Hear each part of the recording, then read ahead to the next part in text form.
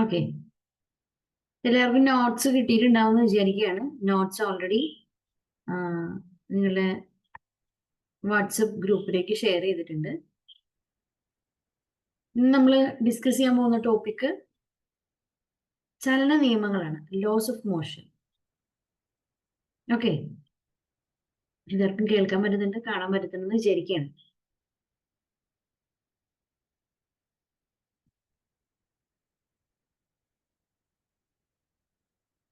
തുടങ്ങിയാലോ നമുക്ക്? ചലന നിയമങ്ങൾ, അത് പേര് കേൾക്കുമ്പോൾ തന്നെ നമുക്കറിയാം. ലോസ് ഓഫ് മോഷൻ അത് ആവിഷ്കരിച്ചത് ആരായിരിക്കും?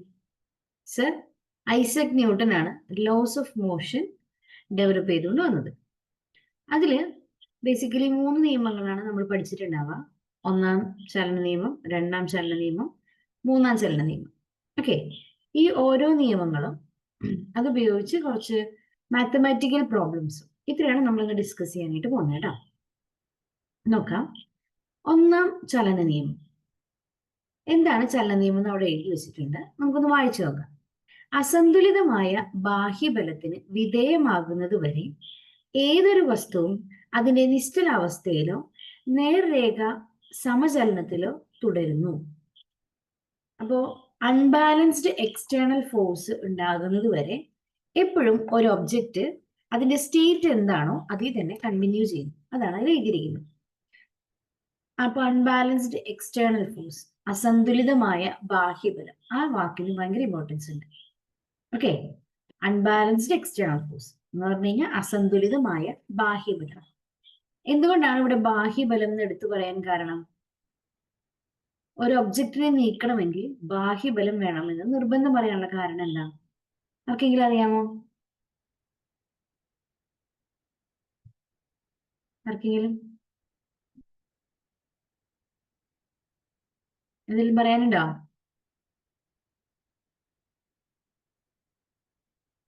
ഇല്ല. ഇതൊരു ഒബ്ജക്റ്റ് ആണെന്ന് വിചാരിക്കുക. ഒരു സെക്കൻഡ്.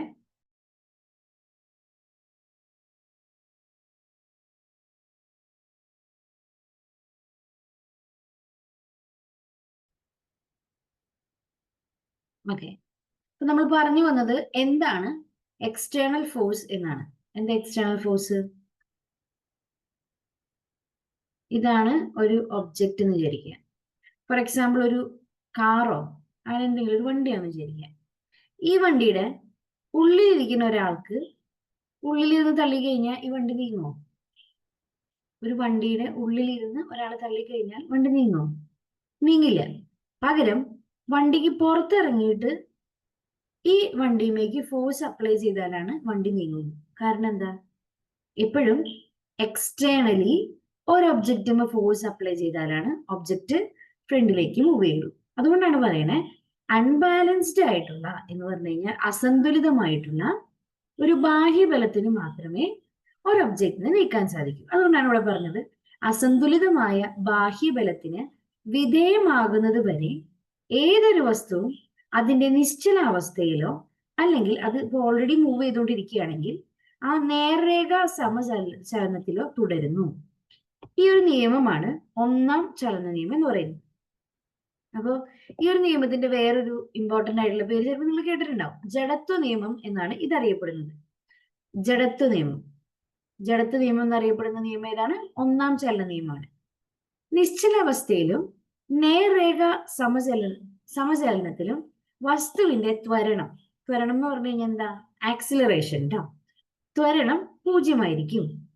ഇനി ഒരു വസ്തുവിൽ പ്രയോഗിക്കപ്പെടുന്ന ആകെ ബാഹ്യബലം അത് എക്സ്റ്റേണൽ ഫോഴ്സ് 0 ആണെങ്കിൽ ആ വസ്തുവിന്റെ ആക്സിലറേഷൻ അതും 0 ആയിരിക്കും. അപ്പോൾ ഈ ഒന്നാമത്തെ ചലന നിയമം വെച്ചിട്ടാണ് നമ്മൾ എന്തിനെ നിർവചിക്കുന്നത്? ബലം, അതുപോലെ തന്നെ ജഡത്വം. ഈ രണ്ടും നിർവചിക്കുന്നത് ഏത് നിയമം വെച്ചിട്ടാണ്? ഒന്നാം ചലന നിയമം വെച്ചിട്ടാണ്. നമുക്ക് 1-2 എക്സാമ്പിൾസ് നോക്കാം. മാവിന്റെ കൊമ്പ് നിശ്ചലമായിട്ട് നിൽക്കുകയാണ്. ആ സമയത്ത് നമ്മൾ അതിനെ പെട്ടെന്ന് പിടിച്ച് കുലുക്കി എന്ന് വിചാരിക്കുക. അപ്പൊ മാവിലുള്ള മാങ്ങകളൊക്കെ ഞെട്ടത്ത് താഴെ വീഴാറ്, ശരിയല്ലേ? അങ്ങനെ ഞെട്ടത്ത് താഴെ വീഴാനുള്ള കാരണം എന്തായിരിക്കും? മാവിന്റെ കൊമ്പ് ഓൾറെഡി റെസ്റ്റിലായിരുന്നു, എന്ന് പറഞ്ഞു കഴിഞ്ഞാൽ ചലിക്കാതെ നിശ്ചലാവസ്ഥയിലായിരുന്നു.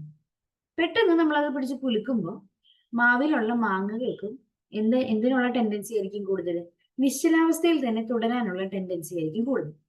അതുകൊണ്ട് മാങ്ങകൾ ആ നിശ്ചലാവസ്ഥയിൽ നിലനിൽക്കാനായിട്ട് ശ്രമിക്കുന്നതിന്റെ ഒരു ഫലമായിട്ടാണ് ഞെട്ടറ്റ് താഴെ വീഴുന്നത്. അപ്പോൾ മാവിന്റെ കൊമ്പ് പെട്ടെന്ന് കുലുക്കുമ്പോൾ മാങ്ങ ഞെട്ടറ്റ് താഴെ വീഴുന്നത് ന്യൂട്ടന്റെ ഏത് ചലന നിയമത്തിന് ഉദാഹരണമാണ്? ഒന്നാം ചലന നിയമം. ക്ലിയർ ആണല്ലോ? ഇനി എന്താണ് ജഡത്വം എന്നാണ് നമ്മൾ പറയാൻ പോകുന്നത്. എന്താണ് ജഡത്വം? ആ പേര് കേൾക്കുമ്പോൾ നമുക്കൊരു ധാരണ ഉണ്ടാവും. ജഡത്തിന്റെ പ്രത്യേകത എന്താ? അത് നിശ്ചലാവസ്ഥയിലായിരിക്കും. ഓക്കെ.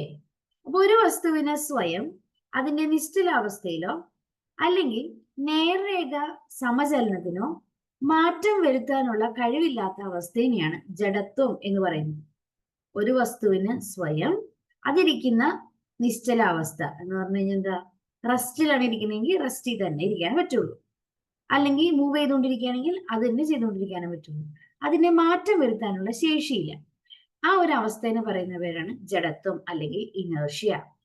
ഓക്കെ. നമ്മൾ കേട്ടിട്ടുള്ള ഒരു കാര്യമാണ്, മാസ് കൂടുതലുള്ള വസ്തുക്കൾക്ക് എന്തും കൂടുതലാണ്? ജഡത്വം കൂടുതലാണ്. മാസ് കൂടുതലുള്ള വസ്തുക്കൾക്ക് എന്ത് കൂടുതലാണ്? ജഡത്വം കൂടുതലായിരിക്കും. അതൊരു ഇമ്പോർട്ടന്റ് ആയിട്ടുള്ള കോൺസെപ്റ്റ് ആണ്. അറിയാത്തവരൊന്ന് നോട്ട് ചെയ്ത് വെച്ചോളൂട്ടാ. മാസ് കൂടിക്കഴിഞ്ഞാൽ എന്തും കൂടും, ഇനേർഷ്യയും കൂടും. ഈ ഇനേർഷ്യ, ലോ ഓഫ് ഇനേർഷ്യ അല്ലെങ്കിൽ ജഡത്വ നിയമം ഇത് ആവിഷ്കരിച്ചത് ആരാണ്? ഗലീലിയോ ഗലീലിയാണ് ജഡത്വ നിയമം ആവിഷ്കരിച്ചത്. ഓക്കെ. ഇനി ഗലീലിയോ കണ്ടെത്തിയ മറ്റൊരു കാര്യം കൂടെ എഴുതി വെച്ചിട്ടുണ്ട്. ഓക്കെ. സമത്വരണത്തിൽ ഉള്ള വസ്തുക്കൾ സഞ്ചരിക്കുന്ന ദൂരം സമയത്തിന്റെ വർഗത്തിന് നേർ അനുപാതത്തിലാണെന്ന് കണ്ടെത്തി. ഓക്കെ. എന്താണ് സമത്വരണം? സമത്വരണം എന്ന് പറഞ്ഞാൽ എന്താ അർത്ഥം?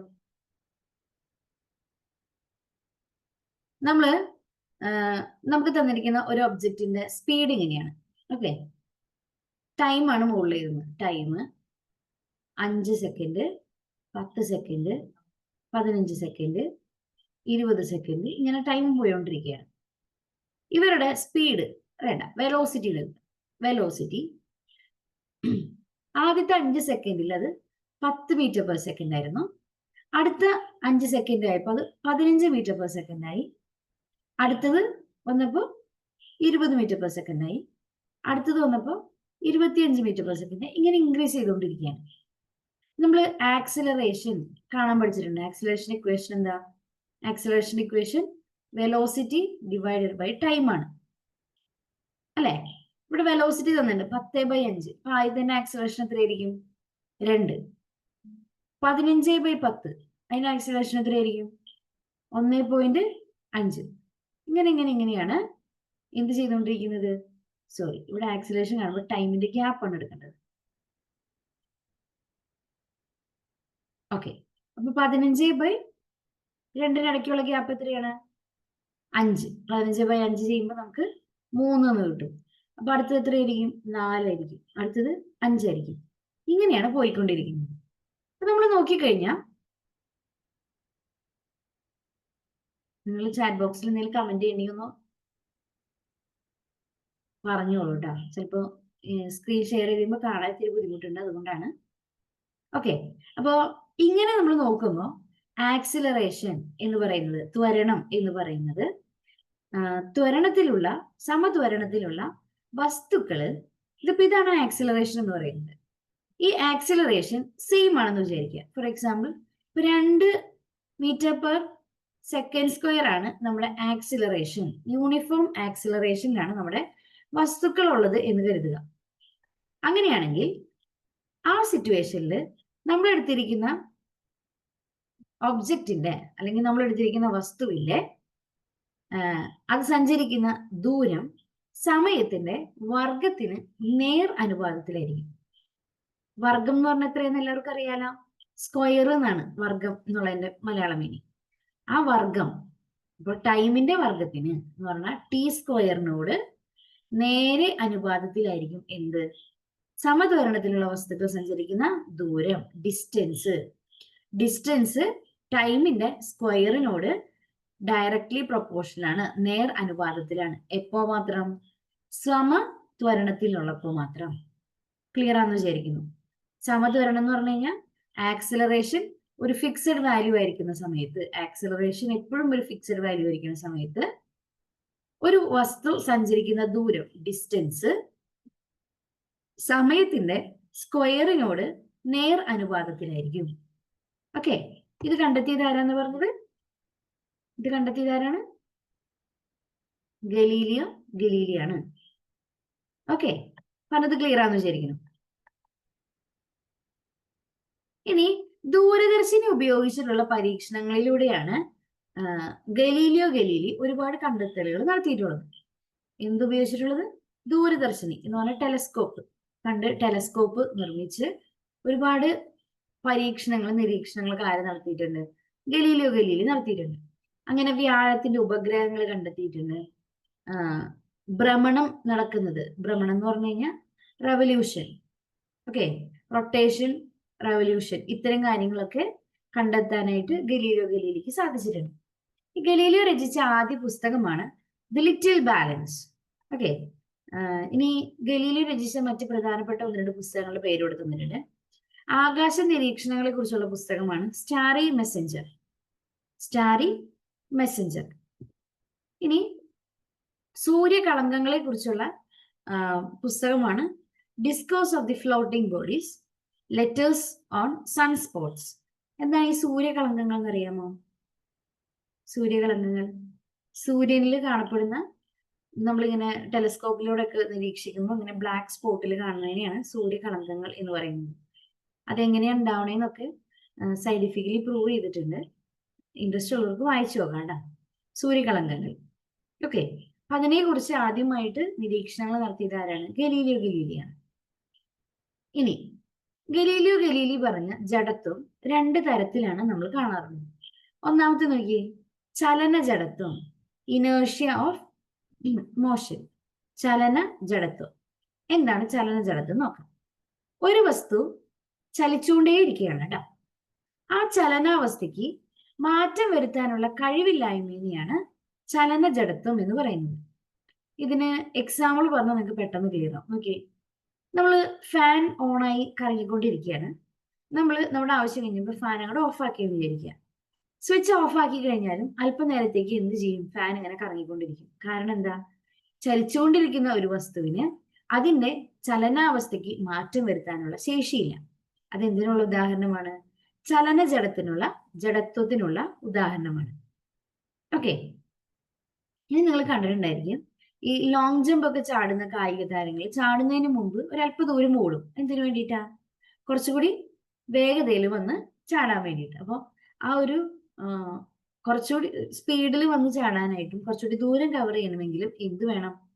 കുറച്ച് ചലനം അതിനു മുമ്പ്, പെട്ടെന്ന് സ്റ്റോപ്പ് ആവുന്നതിന് മുമ്പ് ഒരു ചലനം വേണം. അതുകൊണ്ടാണ്.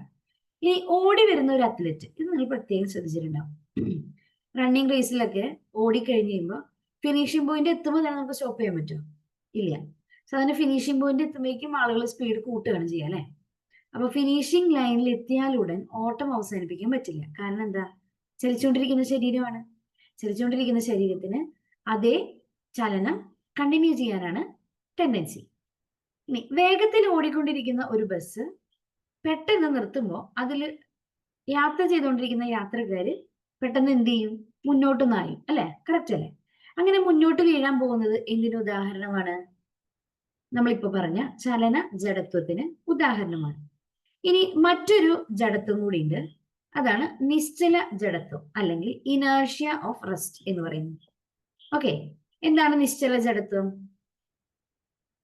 ഒരു വസ്തുവിന് സ്വയം അതിന്റെ നിശ്ചലാവസ്ഥയ്ക്ക് മാറ്റം വരുത്താനുള്ള കഴിവില്ല.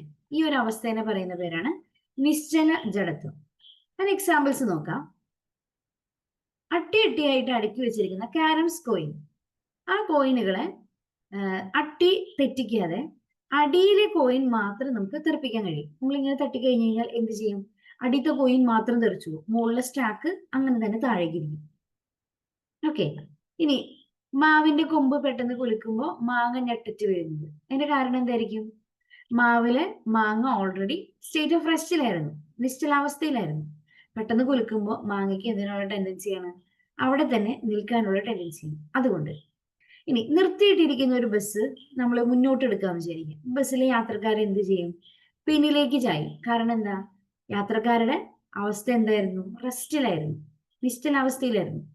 ബസ് ചലിച്ചു തുടങ്ങുമ്പോൾ ആ ആളുകളുടെ ശരീരത്തിൽ എന്തിനുള്ള ടെൻഡൻസി ആയിരിക്കും ഉണ്ടാവുക? നിശ്ചലാവസ്ഥയിൽ തന്നെ നിലനിൽക്കാനുള്ള ടെൻഡൻസി ആയിരിക്കും ഉണ്ടാവുക. അതുകൊണ്ട് തന്നെ ബസ് പെട്ടെന്ന് മുന്നോട്ട് എടുക്കുമ്പോൾ ബസ്സിലെ യാത്രക്കാർ എന്ത് ചെയ്യും?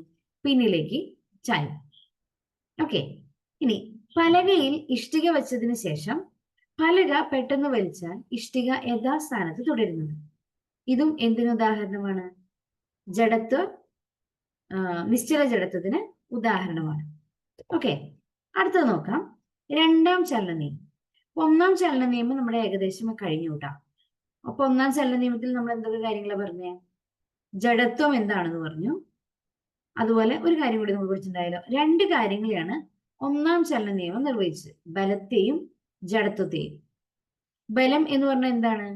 നിശ്ചലാവസ്ഥയിൽ ഇരിക്കുന്ന ഒരു വസ്തുവിനെ നീക്കം ചെയ്യാനായിട്ട് നമ്മൾ പ്രയോഗിക്കുന്ന ബലത്തിനെയാണ്, അല്ലെങ്കിൽ നമ്മൾ ഉപയോഗിക്കുന്ന ഒരു ഫോഴ്സ്, അതാണ്, അല്ലെങ്കിൽ നമ്മൾ ഉപയോഗിക്കുന്ന ആ ഒരു ചലനത്തിന് മാറ്റം വരുത്തുന്ന എന്താണോ അതിനെയാണ്, അതായത് ബാഹ്യബലത്തിനെയാണ് നമ്മൾ ഫോഴ്സ് എന്ന് പറയാം, അല്ലെങ്കിൽ ബലം എന്ന് പറയാം. നിശ്ചലാവസ്ഥയിലോ അല്ലെങ്കിൽ മൂവ് ചെയ്തുകൊണ്ടിരിക്കുന്ന ഒരു വസ്തുവിനെ അസന്തുലിതമായ ഒരു ബാഹ്യബലം ഉപയോഗിച്ച് നമ്മൾ അതിന്റെ അവസ്ഥയ്ക്ക് മാറ്റം വരുത്താന്ന് വിചാരിക്കുക. അതിനെയാണ് നമ്മൾ ബലം എന്ന് വാക്കുകൊണ്ട് ഉദ്ദേശിക്കുന്നത്. ഇപ്പൊ ജഡത്വം എന്താണെന്ന് പറഞ്ഞു, ബലം എന്താണെന്ന് പറഞ്ഞു. രണ്ട് കാര്യങ്ങളാണ് നമ്മൾ ഒന്നാം ചലന നിയമത്തിന്റെ ഭാഗമായിട്ട് പഠിച്ചത്. ഓക്കെ. ഇനി അടുത്തേക്ക് നമ്മൾ കിടക്കാണ് രണ്ടാം ചലന നിയമം കേട്ടോ.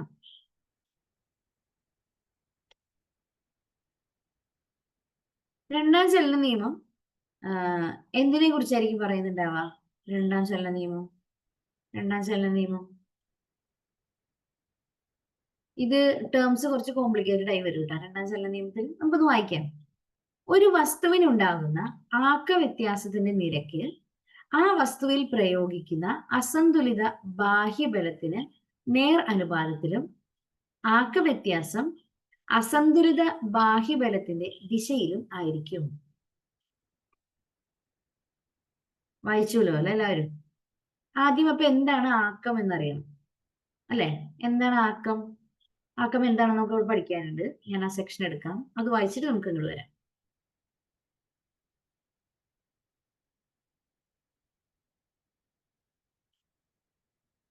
ആക്കം നോക്കാം. ചലിച്ചുകൊണ്ടിരിക്കുന്ന ഒരു വസ്തു മറ്റൊരു വസ്തുവിൽ ഏൽപ്പിക്കുന്ന ആഘാതത്തിനെയാണ് ആക്കം അല്ലെങ്കിൽ മൊമെന്റം എന്ന് പറയും. ഒരു വസ്തു ചലിച്ചുകൊണ്ടിരിക്കുകയാണ്, ആ വസ്തു മറ്റൊരു വസ്തുവിൽ ഏൽപ്പിക്കുന്ന ആഘാതമാണ് ആക്കം എന്നറിയപ്പെടുന്നത്. ഒരു എക്സാമ്പിൾ പറയാം. നമ്മളൊരു ക്രിക്കറ്റ് കളിയൊക്കെ കണ്ടിട്ടുണ്ടെങ്കിൽ നിങ്ങൾ ശ്രദ്ധിച്ചിട്ടുണ്ടായിരിക്കും. ബാറ്റ്സ്മാൻ ഹിറ്റ് ചെയ്ത, അടിച്ച പന്ത് ഒരു ഫീൽഡർ ക്യാച്ച് ചെയ്യാന്ന് വിചാരിക്കും. ക്യാച്ച് ചെയ്ത് കഴിയുമ്പോൾ അയാൾ കൈ പതിയെ പിന്നീക്ക് വലിക്കും. ശ്രദ്ധിച്ചിട്ടുണ്ടായിരിക്കും. അതെന്തിനു വേണ്ടിയിട്ടാ? ചലിച്ചുകൊണ്ടിരിക്കുന്ന ആ ബോള് ഫീൽഡറുടെ കയ്യിൽ വന്ന് പെട്ടെന്ന് പിടിക്കുമ്പോൾ കയ്യിലേക്ക് ഒരു ആഘാതം ഉണ്ടാകും ഇല്ലേ? ആ ആഘാതം കുറയ്ക്കാൻ വേണ്ടിയിട്ട് അതങ്ങനെ കൈ പതുക്കെ ഇങ്ങനെ പിന്നിലേക്ക് വലിക്കുന്നത്. ചലിച്ചുകൊണ്ടിരിക്കുന്ന ഒരു വസ്തു മറ്റൊരു വസ്തുവിൽ ഏൽപ്പിക്കുന്ന ആഘാതമാണ് ആക്കം അല്ലെങ്കിൽ മൊമെന്റം എന്ന് പറയുന്നത്. ചലിച്ചുകൊണ്ടിരിക്കുന്ന വസ്തുക്കളുടെ മാസും പ്രവേഗവും കൂടുമ്പോൾ അവയ്ക്ക് ഉളവാക്കാൻ കഴിയുന്ന ആഘാതവും കൂടും. എന്തൊക്കെ കാര്യങ്ങളാണ് ഡിപ്പെൻഡ് ചെയ്യുന്നത്? വസ്തുക്കളുടെ മാസും അതുപോലെ തന്നെ അവയുടെ പ്രവേഗവും. വസ്തുക്കളുടെ മാസും പ്രവേഗവും. ഓക്കെ. ഈ രണ്ട് കാര്യങ്ങളാണ് ആക്കത്തിന്റെ അളവിനെ കൂട്ടണോ കുറയ്ക്കണോ എന്നുള്ളത് തീരുമാനിക്കുക. ഇവിടെ ഒരു എക്സാമ്പിൾ എന്താണെന്ന് നോക്കി. ഇവിടെ ഒരു ഇക്വേഷൻ തന്നിരിക്കുന്നു നോക്കി. മാസ്, പിണ്ടത്തിന്റെ അളവ് m എന്നാണ് നമ്മൾ എടുക്കുന്നതെന്ന് വിചാരിക്കുക. പ്രവേഗം, വെലോസിറ്റി v ആണ് നമ്മൾ എടുക്കുന്നതെന്ന് വിചാരിക്കുക. അങ്ങനെയാണെങ്കിൽ ആക്കം കണ്ടുപിടിക്കാനുള്ള ഇക്വേഷൻ ഇതാണ്: മാസ് ഇൻറ്റു പ്രവേഗം എന്ന് പറഞ്ഞു കഴിഞ്ഞാൽ m into v. Momentum p is equal to mass into velocity. Important ആണ്, പഠിക്കണം. Okay. Momentum p is equal to mass into velocity. മാസിന്റെ യൂണിറ്റ് എന്താണ്? കിലോഗ്രാം ആണ്. മാസിന്റെ യൂണിറ്റ് കിലോഗ്രാം. വെലോസിറ്റിയുടെ യൂണിറ്റ് എന്താണ്? Metre per second. ടോട്ടൽ ഇക്വേഷന്റെ നമ്മുടെ മൊമെന്റത്തിന്റെ യൂണിറ്റ് എന്ത് വരും? കിലോഗ്രാം മീറ്റർ പെർ സെക്കൻഡ് വരും. Kilogram metre per second. ഒരു ഒബ്ജക്റ്റ് നിശ്ചലാവസ്ഥയിലാണ് വിചാരിക്കുക എന്ന് പറഞ്ഞു കഴിഞ്ഞാൽ ഇവിടുത്തെ വെലോസിറ്റി v എത്രയായിരിക്കും? 0 ആയിരിക്കും. അങ്ങനെ നിശ്ചലാവസ്ഥയിൽ ഇരിക്കുന്ന ഒരു വസ്തുവിന്റെ ആക്കം എത്രയായിരിക്കും? ഇവിടെ v 0 ആയി കഴിഞ്ഞാൽ മൊമെന്റം ആക്കം എത്ര വരും? അതും 0 തന്നെയായിരിക്കില്ലേ? അതുകൊണ്ടാണ് ഇവിടെ എഴുതിയിരിക്കുന്നത് നിശ്ചലാവസ്ഥയിൽ സ്ഥിതി ചെയ്യുന്ന ഏത് വസ്തുവിന്റെയും ആക്കം എന്ത് തന്നെയായിരിക്കും? 0 തന്നെ ആയിരിക്കും. നിശ്ചലാവസ്ഥയിൽ സ്ഥിതി ചെയ്യുന്ന ഏതൊരു വസ്തുവിന്റെയും ആക്കം എന്തായിരിക്കും? 0 ആയിരിക്കും. ഇനി ആക്ക വ്യത്യാസം എന്താണെന്നുള്ളത് നമുക്ക് പിന്നെ ഡിസ്കസ് ചെയ്യാം കേട്ടോ. അപ്പൊ നമ്മൾ പറഞ്ഞു തുടങ്ങിയത് ഏതായിരുന്നു? രണ്ടാം ചലന നിയമമായിരുന്നു. അപ്പൊ ഒരു വസ്തുവിന് ഉണ്ടാക്കുന്ന ആക്ക വ്യത്യാസത്തിന്റെ നിരക്ക് ആ വസ്തുവിൽ പ്രയോഗിക്കുന്ന അസന്തുലിത ബാഹ്യബലത്തിന് നേരനുപാതത്തിലായിരിക്കും. അപ്പൊ നമ്മൾ ഇപ്പോ കണ്ട മൊമെന്റം പി എന്ന് പറയുന്നത് എന്തിനോട് പ്രൊപ്പോർഷണൽ ആയിരിക്കും എന്ന് പറഞ്ഞ? അസന്തുലിത ബാഹ്യബലത്തിന് നേരനുപാതത്തിലായിരിക്കും. അപ്പൊ നമ്മളിപ്പോ കണ്ട ആക്കം പി എന്ന് പറയുന്നത് എന്തിനോട് നേരനുപാതത്തിലാണ്? അസന്തുലിത ബാഹ്യബലത്തിനോട് നേർ അനുപാതത്തിലാണ്. ഇനി ആക്കത്തിൽ ഉണ്ടാകുന്ന വ്യത്യാസം, മൊമെന്റത്തിൽ ഉണ്ടാകുന്ന ചേഞ്ച് ഡെൽറ്റ പി, അത് ഏത് ഡയറക്ഷനിലായിരിക്കും ഉണ്ടാവുക? ഫോഴ്സ്, അസന്തുലിത ബാഹ്യബലം ഏത് ദിശയിലാണോ അതേ ദിശയിലായിരിക്കും ആക്കത്തിന്റെ വ്യത്യാസവും ഉണ്ടാകുക. രണ്ട് കാര്യങ്ങൾ ഇവിടെ പറഞ്ഞു. എന്താണ് ആക്കം എന്ന് പറഞ്ഞു, ആക്ക വ്യത്യാസത്തിന്റെ ദിശയും പറഞ്ഞു. ഓക്കെ, നമ്മള് രണ്ട് തരം അളവുകൾ പഠിച്ചിട്ടുണ്ട്, സദിശ അളവുകളും വെക്റ്റർ ക്വാണ്ടിറ്റിയും സ്കെയിലർ ക്വാണ്ടിറ്റിയും. ഇവിടെ നമ്മൾ എടുക്കുന്ന മൊമെന്റം അതിന്റെ ഡയറക്ഷൻ ഇമ്പോർട്ടൻസ് ഉണ്ട്. കാരണം അതെന്താണ്? അത് സദിശ അളവാണ്, വെക്റ്റർ അളവാണ്. അതുകൊണ്ടാണ് ഡയറക്ഷൻ കൃത്യമായിട്ട് മെൻഷൻ ചെയ്ത് തന്നിരിക്കുന്നത് കേട്ടോ. അപ്പൊ നോക്കാം, ഒരു വസ്തുവിനുണ്ടാകുന്ന ആക്ക വ്യത്യാസം അതിന്റെ എന്തിനോട് പ്രൊപ്പോർഷണൽ ആയിരിക്കും? അസന്തുലിത ബാഹ്യബലത്തിനോട് നേരനുപാതത്തിലായിരിക്കും. അതിന്റെ ഡയറക്ഷനും ഓർത്തു വെക്കാണ്ട. ഇപ്പൊ ബലത്തെ എങ്ങനെ അളക്കാമെന്ന് പ്രസ്താവിക്കുന്ന നിയമമാണ് രണ്ടാം ചലന നിയമം. ബലത്തെ എങ്ങനെ അളക്കാമെന്ന് പ്രസ്താവിക്കുന്ന നിയമമാണ് രണ്ടാം ചലന നിയമം. ഒരു വസ്തുവിനുണ്ടാകുന്ന ത്വരണവും അതിലുപയോഗിച്ച് ബാഹ്യബലവും തമ്മിലുള്ള ബന്ധം സൂചിപ്പിക്കുന്ന ചലന നിയമമാണ് രണ്ടാം ചലന നിയമം. ഓക്കെ, ഒരു വസ്തുവിനുണ്ടാകുന്ന ത്വരണവും അതിൽ ഉപയോഗിച്ച് ബാഹ്യബലവും തമ്മിലുള്ള ബന്ധം സൂചിപ്പിക്കുന്ന നിയമമാണ് രണ്ടാം ചലന നിയമം. നോക്കാം, രണ്ടാം ചലന നിയമത്തിലെ ഇക്വേഷൻ ആണ് F is equal to ma എന്നുള്ളത്. F എന്ന് പറയുന്നത് ബലം, ഫോഴ്സ് ആണ്. M എന്ന് പറയുന്നത് മാസ് ആണ്, അല്ലെങ്കിൽ പിണ്ഡം എന്ന് പറയാം. A എന്ന് പറയുന്നത് എന്താണ്? ത്വരണമാണ്, ത്വരണം. ബലത്തിന്റെ യൂണിറ്റ് വരുന്നത് ന്യൂട്ടൺ ആണ്. ക്യാപിറ്റൽ ലെറ്റർ N ആണ് നമ്മൾ അതിനെ എഴുതുക. ബലത്തിന്റെ യൂണിറ്റ് ന്യൂട്ടൺ. അപ്പൊ എന്താണ് ഒരു ന്യൂട്ടൺ അളവ്? ഇവിടെ ഒന്ന് നോക്കിയാൽ മതി. ഫോഴ്സ് F 1 ന്യൂട്ടൺ ആവണമെങ്കിൽ ഇത് രണ്ടും എന്തായിരിക്കണം? 1 തന്നെ ആവണ്ടേ? അപ്പൊ 1 കിലോഗ്രാം മാസ് ഉള്ള ഒരു വസ്തു 1 മീറ്റർ പെർ സെക്കൻഡ് അല്ല, സെക്കൻഡ് സ്ക്വയർ ആണ്. സെക്കൻഡ് സ്ക്വയർ ത്വരണം ഉണ്ടാകുവാൻ ആവശ്യമായ ബലത്തിനെയാണ് എന്ത് എന്ന് പറയുന്നത്? 1 ന്യൂട്ടൺ എന്ന് പറയുന്നത്. ക്ലിയർ ആണെന്ന് വിചാരിക്കണം. 1 കിലോഗ്രാം മാസ് ഉള്ള വസ്തുവിന് 1 മീറ്റർ പെർ സെക്കൻഡ് സ്ക്വയർ ത്വരണം ഉണ്ടാകുവാൻ ആവശ്യമായ ബലമാണ് 1 ന്യൂട്ടൺ. ഓക്കെ, ക്ലിയർ ആണെന്ന് വിചാരിക്കുന്നു. 1 ന്യൂട്ടൺ ഒരു ചെറിയ ഡെഫിനേഷൻ ആയിട്ട് തന്നിരിക്കുന്നതാണ്, ഒന്ന് വായിച്ചാൽ മതി അത്. ഇനി ചെറിയ സമയത്തേക്ക് ഉപയോഗിക്കുന്ന വലിയ ബലത്തിനെയാണ് നമ്മൾ ആവേഗം, ഇമ്പൾസ് എന്ന് വിളിക്കുക. ചെറിയ സമയത്തേക്ക് പ്രയോഗിക്കുന്ന വലിയ ബലത്തിനെയാണ് ആവേഗം, ഇമ്പൾസ് എന്ന് പറയും. അത് കണ്ടുപിടിക്കാനുള്ള ഇക്വേഷൻ ഇവിടെ തന്നിട്ടുണ്ട്. ആവേഗം കണ്ടുപിടിക്കാനുള്ള ഇക്വേഷൻ എന്താ? ഫോഴ്സ് F ഇൻറ്റു സമയം T. ആവേഗം ഇസ് ഈക്വൽ ടു ബലം ഇൻറ്റു സമയം F ഇൻറ്റു ടൈം T. അപ്പൊ വലിയ ഫോഴ്സ് ചെറിയ സമയത്ത് പ്രയോഗിക്കുന്നതിനെയാണ് നമ്മൾ ആവേഗം എന്ന് പറയാം. ഒരു വസ്തുവിനുണ്ടാകുന്ന ആക്ക വ്യത്യാസം അതിൽ അനുഭവപ്പെടുന്ന ആവേഗത്തിന് തുല്യമായിരിക്കും.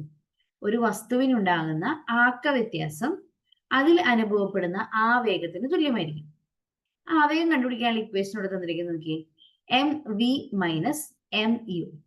എന്താണ് എം വി, എന്താണ് എം യു നോക്കാം. വി എന്ന് പറയുന്നത് ഫൈനൽ വെലോസിറ്റി ആണ്, അന്തിമ അല്ലെങ്കിൽ അന്ത്യപ്രവേഗം എന്ന് പറയാം. യു എന്ന് പറയുന്നത് ഇനീഷ്യൽ വെലോസിറ്റി, ആദ്യ പ്രവേഗം. ഓക്കെ, അപ്പോ അന്ത്യപ്രവേഗവും മാസും കൂടി മൾട്ടിപ്ലൈ ചെയ്യുക, മൈനസ് ആദ്യ പ്രവേഗവും മാസും തമ്മിൽ മൾട്ടിപ്ലൈ ചെയ്യാം. ഓക്കെ, ഈ ഒരു ഇക്വേഷനെയാണ് ആവേഗ ആക്ക തത്വം എന്നറിയപ്പെടുന്നത്. ആവേഗ ആക്ക തത്വം എന്നറിയപ്പെടുന്ന ഇക്വേഷൻ ആണിത്, M V minus M U. Okay, ഇപ്പൊ നമ്മള് രണ്ട് നിയമങ്ങളാണ് ഇതുവരെ വായിച്ചത്, ഒന്നാം ചലന നിയമവും രണ്ടാം ചലന നിയമവും. ഓക്കെ, ഈ രണ്ട് പോർഷൻ ഒന്ന് വായിച്ചു നോക്കുക. നമുക്ക് ഇതിന് ഒന്ന് രണ്ട് പ്രോബ്ലംസ് ചെയ്യാം, എന്നിട്ട് അടുത്ത സെക്ഷനിലേക്ക് കിടക്കാം. എല്ലാവരും ഒന്ന് വായിച്ചു നോക്കണേ, എന്തെങ്കിലും സംശയം ഉണ്ടെങ്കിൽ ചോദിക്കാം.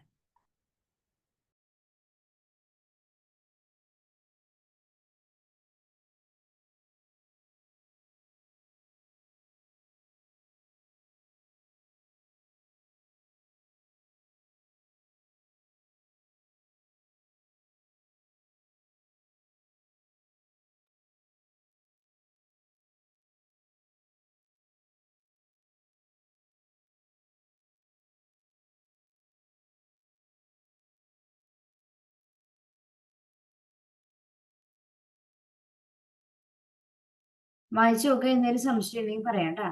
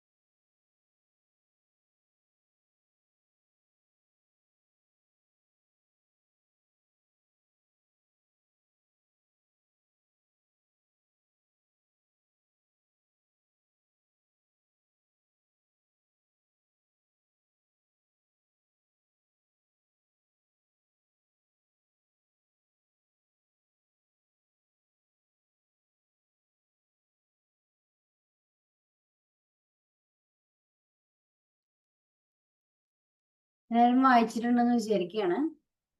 സംശയങ്ങളൊന്നും ഇല്ലല്ലോ? ഇല്ലെങ്കിൽ നമുക്ക് ഒരു ചെറിയ പ്രോബ്ലം ചെയ്യാം.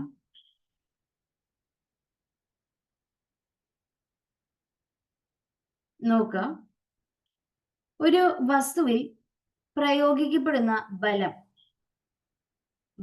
F is equal to 10 newton ആണ്. ഇത് പ്രയോഗിക്കപ്പെടുന്നത് ഏകദേശം 2 സെക്കൻഡ് സമയത്തേക്കാണെങ്കിൽ ഇതിന്റെ ആവേഗം, ഇമ്പൾസ് എത്രയാണ് കണ്ടെത്തുക, ആവേഗം കണ്ടെത്തുക. ആൻസർ പറയാലോ പെട്ടെന്ന്. ആവേഗത്തിന്റെ ഇക്വേഷൻ നമ്മൾ പഠിച്ചിരിക്കുന്നത് എന്താ, എഫ് ഇൻറ്റു ടൈം ടി ആണ്. ഫോഴ്സിന്റെ സമയം, ഫോഴ്സ് നമുക്ക് തന്നിരിക്കുന്നത് 10 ന്യൂട്ടൺ ആണ്. അതിനടുത്ത സമയം 2 സെക്കൻഡ് സമയമാണ്. അപ്പൊ ടോട്ടൽ 10 ഇൻറ്റു 2 ചെയ്യുമ്പോൾ ആൻസർ എത്ര വരും, 20 വരും. ഇതിന്റെ യൂണിറ്റ് എന്താ വരാ, ഫോഴ്സിന്റെ യൂണിറ്റ് അല്ലെങ്കിൽ ബലത്തിന്റെ യൂണിറ്റ് ന്യൂട്ടൺ ഇൻറ്റു അതിനെടുക്കുന്ന സമയം സെക്കൻഡ്. ഇതിന്റെ യൂണിറ്റ് വരുന്നത് ന്യൂട്ടൺ സെക്കൻഡ് ആണ്.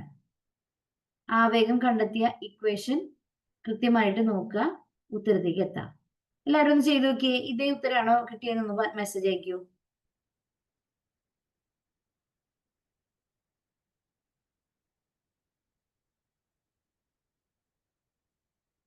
ചാറ്റ് ബോക്സിൽ റിപ്ലൈ തരാം, ആൻസർ കിട്ടിയത് ഇത് തന്നെയാണോ എന്ന്.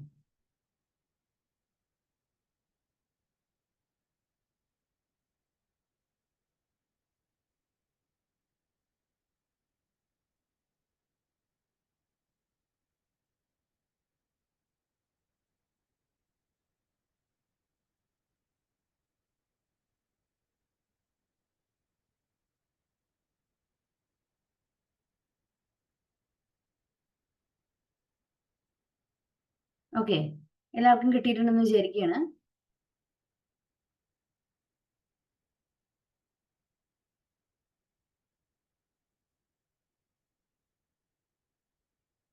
അടുത്തത് നോക്കാം. ഇപ്പൊ നമ്മൾ എന്താണ് ആക്ക വ്യത്യാസം എന്നാണ് നമ്മൾ കണ്ടത്.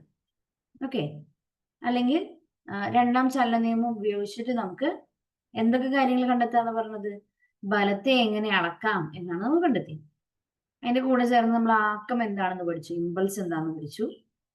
രണ്ട് കാര്യങ്ങളാണ് ടോട്ടലി ഇതിൽ വന്നത്. ഇനി മൂന്നാം ചലന നിയമത്തിലേക്ക് കിടക്കാം. നമ്മൾ ഏറ്റവും കൂടുതൽ കോമൺ സംസാരത്തിൽ പോലും നമ്മൾ ഉപയോഗിക്കാറുള്ള ഒരു നിയമമാണ് മൂന്നാം ചലന നിയമം. For every action there is an equal and opposite reaction. എല്ലാ പ്രവർത്തനത്തിനും തുല്യവും വിപരീതവുമായ പ്രതിപ്രവർത്തനം ഉണ്ടായിരിക്കും. ഇതാണ് മൂന്നാം ചലന നിയമം. ഏതൊരു പ്രവർത്തനത്തിനും തുല്യവും വിപരീതവുമായ പ്രതിപ്രവർത്തനം ഉണ്ടായിരിക്കും. ഓക്കെ, അപ്പൊ രണ്ട് കാര്യങ്ങളാണ് ഇവിടെ ഉണ്ടാവുക. പ്രവർത്തനം ഉണ്ടാകും, അതിനോട് തുല്യമായിട്ട് എന്തുണ്ടാകും? ഒരു പ്രതിപ്രവർത്തനവും ഉണ്ടാകും. പ്രവർത്തനം എന്താണ്, പ്രതിപ്രവർത്തനം എന്താണെന്നുള്ളത് നമുക്ക് അറിഞ്ഞിരിക്കണം.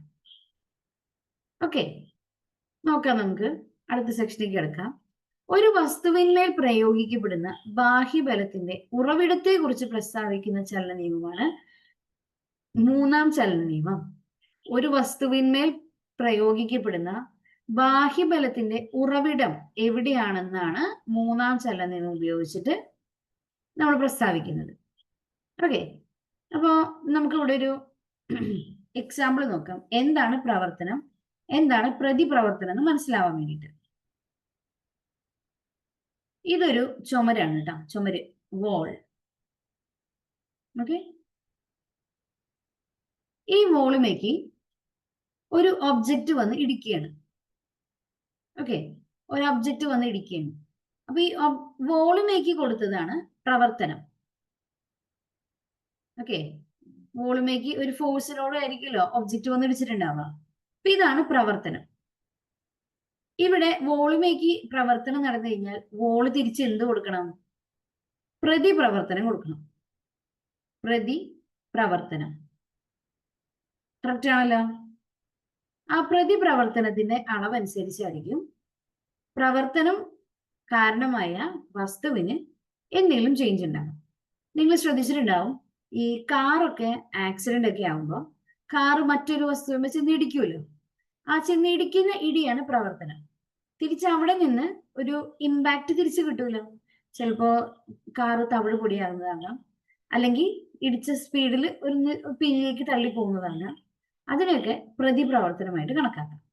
അപ്പൊ പ്രവർത്തനത്തിന് ഈക്വൽ ആയി തന്നെ എന്തുമുണ്ടാകും? പ്രതിപ്രവർത്തനവും ഉണ്ടാകും. ക്ലിയർ ആണോ പറഞ്ഞത്? എല്ലാ പ്രവർത്തനത്തിനും തുല്യമായി എന്തുണ്ടാവും? പ്രതിപ്രവർത്തനവും ഉണ്ടായിരിക്കും. അതാണ് ഈ മൂന്നാം ചലന നിയമത്തിന്റെ മീനിങ്.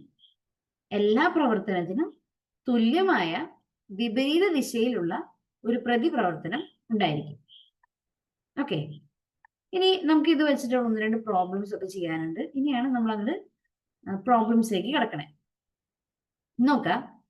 108 km/h വേഗതയിൽ സഞ്ചരിച്ചുകൊണ്ടിരിക്കുന്ന ഒരു കാർ അതിന്റെ ബ്രേക്ക് പ്രവർത്തിപ്പിച്ചപ്പോൾ 4 സെക്കൻഡിന് ശേഷം നിശ്ചലമാകുന്നു.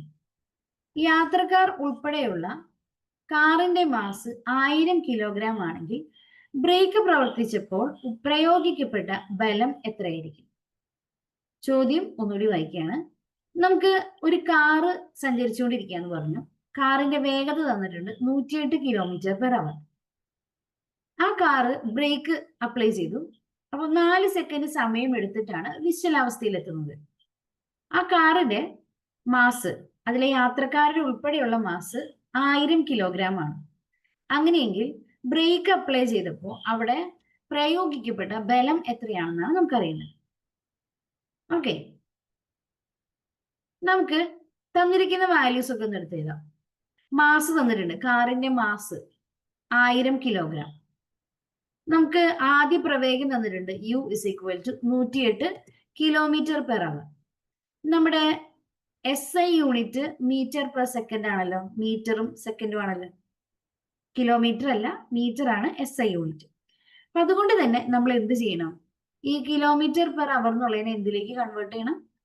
മീറ്റർ പെർ സെക്കൻഡിലേക്ക് കൺവേർട്ട് ചെയ്യണം. അതിന് നിങ്ങൾ ചെയ്യേണ്ടത് എന്താ? 108 എന്നുള്ളത് കിലോമീറ്റർ പെർ അവറിലുള്ള വാല്യൂ ആണ്. ഇതിനെ 5/18 കൊണ്ട് മൾട്ടിപ്ലൈ ചെയ്യാം. 5/18 കൊണ്ട് മൾട്ടിപ്ലൈ ചെയ്യാം. അപ്പൊ നമുക്ക് എത്ര കിട്ടും? 5/18 കൊണ്ട് മൾട്ടിപ്ലൈ ചെയ്ത് കഴിയുമ്പോൾ ഇതിവിടെ 6 തവണ ആയിരിക്കും പോവാ. 6 തവണ 6 × 5 30 കിട്ടും. 30 മീറ്റർ പെർ സെക്കൻഡ് ആണ് നമുക്ക് ആൻസർ കിട്ടുക. ചെയ്തു നോക്കിയേ, കറക്റ്റ് അല്ലേ പറഞ്ഞത്? യു എന്നുള്ളതിനെ ആദ്യ പ്രവേഗത്തിനെയാണ് നമ്മൾ യു എന്ന് മാർക്ക് ചെയ്യാം. യു കിലോമീറ്റർ പെർ അവറിൽ തന്നതിന് നമ്മൾ മീറ്റർ പെർ സെക്കൻഡിലേക്ക് മാറ്റുകയാണ്. 108 × 5/18 ചെയ്യുമ്പോഴാണ് നമുക്കതിനെ എന്തിലേക്ക് മാറ്റാൻ പറ്റുക? മീറ്റർ പെർ സെക്കൻഡിലേക്ക് മാറ്റാൻ പറ്റുക. ചെയ്ത് കഴിയുമ്പോൾ ആൻസർ 30 തന്നെയല്ലേ കിട്ടണമെന്ന് നോക്കി എല്ലാവരും ചെയ്ത് നോക്കാം കേട്ടോ. ചെയ്ത് നോക്കിയിട്ട് ഉത്തരം കറക്റ്റ് ആണെങ്കിൽ പറയണേ.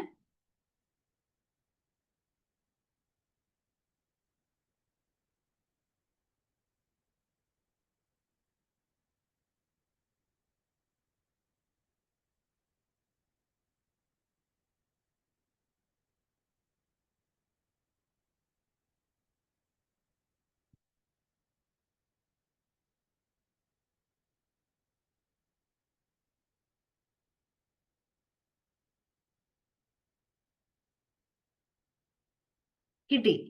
ഓക്കെ, അപ്പൊ നമ്മള് ആദ്യ പ്രവേഗം കണ്ടെത്തിയിട്ടാ. ഇനി അടുത്ത സെക്ഷനിലേക്ക് കിടക്കാണ്. സമയം നമുക്ക് തന്നിട്ടുണ്ട് 4 സെക്കൻഡ്.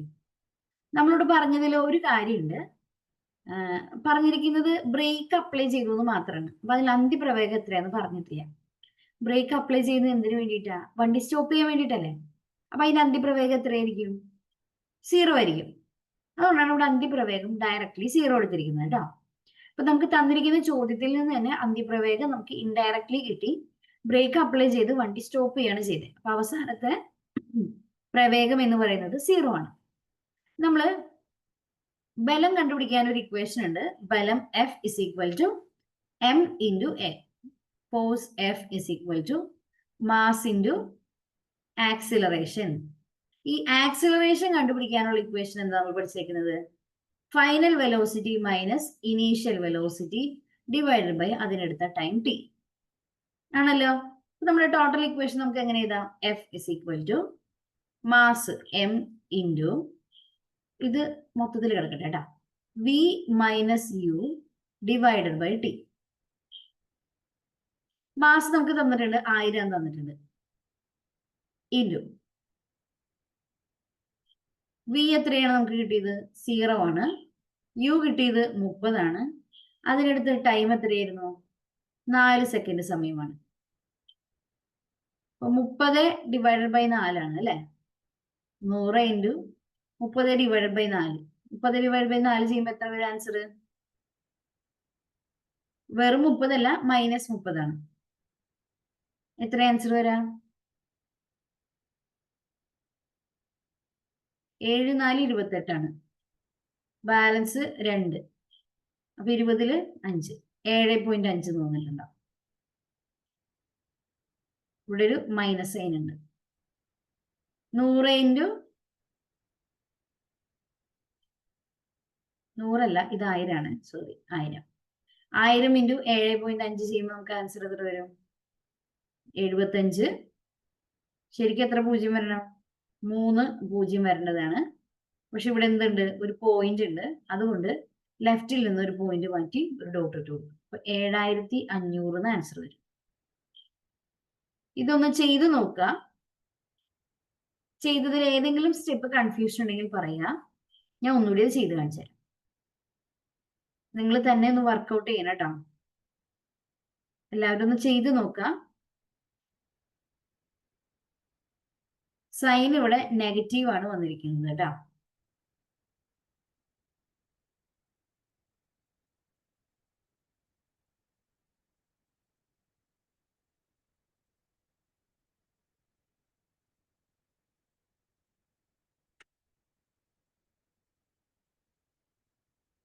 ചെയ്ത് നോക്കുക.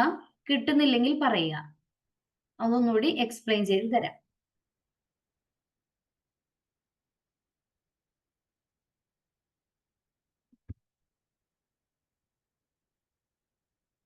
ചെയ്ത് നോക്കിയാലാണ് നിങ്ങൾക്കത് കിട്ടുമോ ഇല്ലയോ എന്ന് മനസ്സിലാവുള്ളൂ.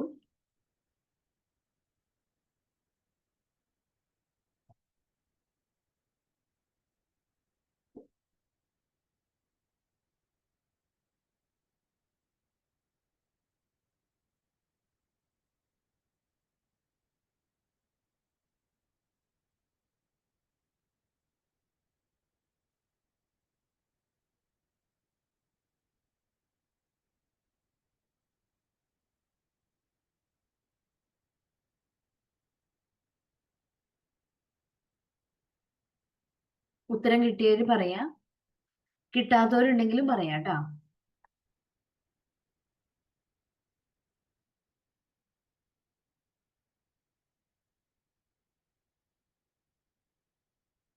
F is equal to ma എന്തിനാണ് എഴുതിയത്?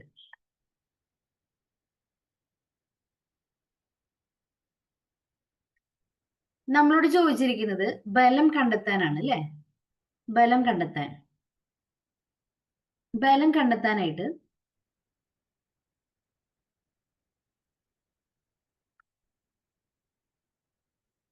നമ്മൾ ആദ്യത്തെ 2 നിയമങ്ങൾ പഠിച്ചപ്പോൾ അവിടെ നമ്മൾ ഫോഴ്സിന്റെ ബലത്തിന്റെ ഒരേ ഒരു ഇക്വേഷൻ പഠിച്ചത് ഏതായിരുന്നു?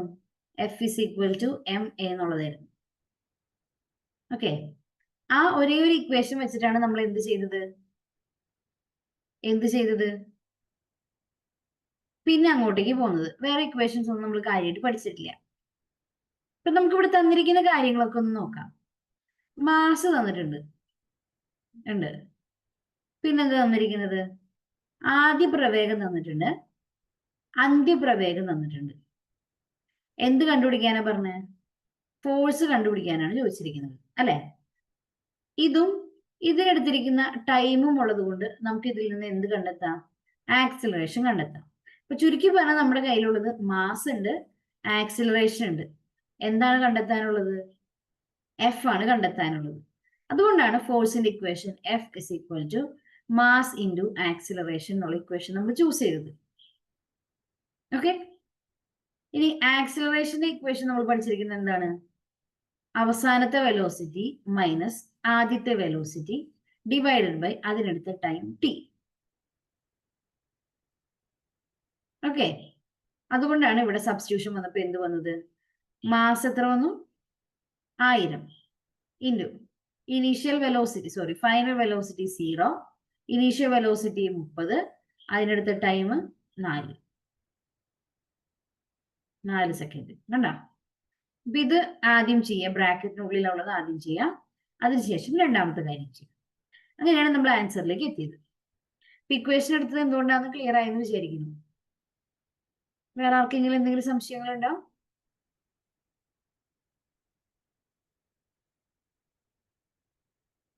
തന്നിരിക്കുന്ന ചോദ്യം നോക്കിയിട്ട് വേണം നമ്മൾ ഇക്വേഷൻ സെലക്ട് ചെയ്യാൻ. അതുകൂടി ഒന്ന് ശ്രദ്ധിക്കണേ. നമുക്ക് ഇങ്ങനത്തെ 1-2 പ്രോബ്ലം ചെയ്യാനുണ്ട്. ചെയ്തു വരുമ്പോൾ നമുക്ക് ആ ഒരു രീതി പാറ്റേണിലേക്ക് നമ്മൾ എത്തുമെന്ന് വിചാരിക്കുന്നു. എന്നിട്ട് കിട്ടാത്തവരുണ്ടെങ്കിൽ ചോദിച്ചോളൂ. നമുക്ക് അടുത്ത ക്ലാസ്സിൽ കുറച്ചുകൂടി പ്രോബ്ലംസ് വേണമെങ്കിൽ വർക്ക്ഔട്ട് ചെയ്യാം. അടുത്തൊരു സെക്ഷനിലേക്ക് കിടക്കാം. റെഡി ആണെങ്കിൽ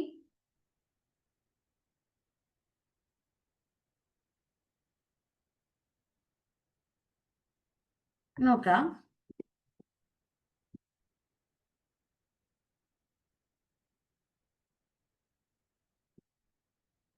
അഞ്ച് കിലോഗ്രാം മാസ് ഉള്ള ഒരു വസ്തുവിൽ 25 സെക്കൻഡ് സമയത്തിലേക്ക് തുടർച്ചയായി ഒരു ബലം പ്രയോഗിക്കപ്പെടുമ്പോൾ വസ്തുവിന്റെ വേഗം 3 മീറ്റർ പെർ സെക്കൻഡിൽ നിന്ന് 7 മീറ്റർ പെർ സെക്കൻഡായി കൂടുന്നു. അങ്ങനെയെങ്കിൽ പ്രയോഗിക്കപ്പെട്ട ബലം കണക്കാക്കുക. എന്തൊക്കെ കാര്യങ്ങളാണ് തന്നിരിക്കുന്നത്? മാസ് തന്നിട്ടുണ്ട്. എം എത്രയാണ് തന്നിരിക്കുന്നത്? 5 kg തന്നിട്ടുണ്ട്. പിന്നെന്താ തന്നിരിക്കുന്നത്? ടൈം ടി തന്നിട്ടുണ്ട്. ടൈം ടി എത്രയാ? 25 സെക്കൻഡ് ആണ് തന്നിരിക്കുന്ന സമയം. പിന്നെ വെലോസിറ്റികൾ തന്നിട്ടുണ്ട് അല്ലെ, വേഗതകൾ തന്നിട്ടുണ്ട്. ഇനീഷ്യൽ വെലോസിറ്റി, ആദ്യ പ്രവേഗം യു തന്നിട്ടുണ്ട്. എത്രയാണ്? 3 മീറ്റർ പെർ സെക്കൻഡ് ആണ്. അന്ത്യപ്രവേഗം വി തന്നിട്ടുണ്ട്. അന്ത്യപ്രവേഗം വി എത്ര തന്നിരിക്കുന്നത്? 7 മീറ്റർ പെർ സെക്കൻഡ് ആണ്. നമ്മളിപ്പോ ഉപയോഗിച്ച അതേ ഇക്വേഷൻ ഉപയോഗിച്ച് കഴിഞ്ഞാൽ നമുക്ക് ബലം കണ്ടെത്താൻ പറ്റും. ഒന്ന് ചെയ്ത് നോക്കിയേ, എല്ലാവരും ചെയ്ത് നോക്കുക.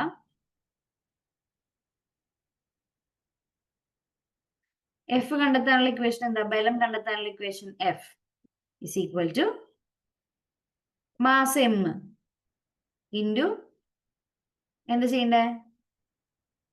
V minus U divided by അതിനെടുത്ത ടൈം ടി. ഈ ഇക്വേഷൻ ചെയ്ത് കഴിഞ്ഞാൽ നമുക്ക് ഉത്തരം കിട്ടും. എത്ര ഉത്തരം വരണമെന്നൊന്ന് കണ്ടുപിടിച്ച് പറഞ്ഞേ. മാസം എം നമുക്ക് തന്നിട്ടുണ്ട്. മാസം എം എത്രയാണ്? 5 കിലോ ആണ്. 5 ഇൻറ്റു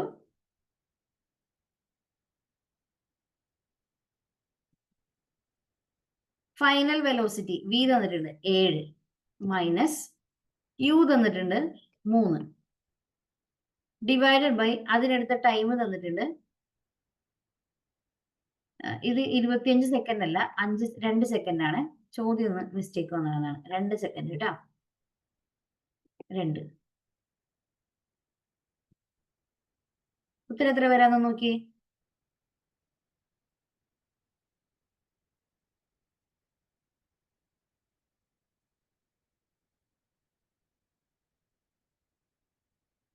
പത്ത് ന്യൂട്ടൺ. നമുക്ക് കിട്ടുന്നത് 5 ഇൻറ്റു 7 മൈനസ് 3 എന്ന് പറയുമ്പോൾ 4. 4 ഡിവൈഡഡ് ബൈ 2 എന്ന് പറയുന്നത് എത്ര വരാ?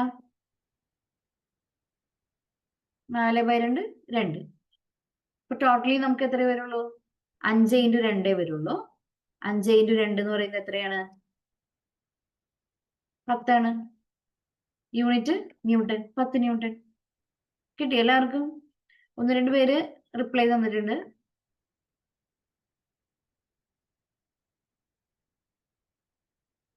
5 പേരോളം റിപ്ലൈ തന്നിട്ടുണ്ട്.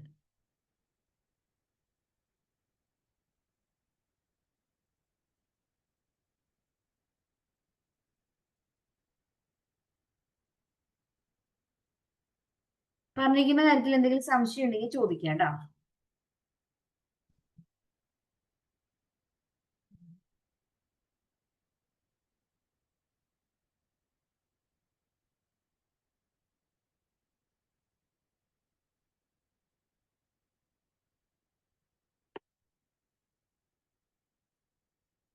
ക്ലിയർ ആണെന്ന് എല്ലാവർക്കും മനസ്സിലായിട്ടുണ്ടെന്ന് വിചാരിക്കുകയാണ് കേട്ടോ.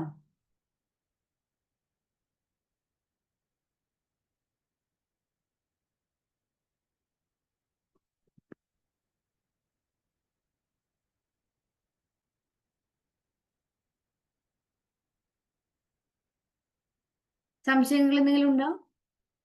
ഇല്ലെങ്കിൽ നമുക്ക് അടുത്ത സെക്ഷനിലേക്ക് കിടക്കാം.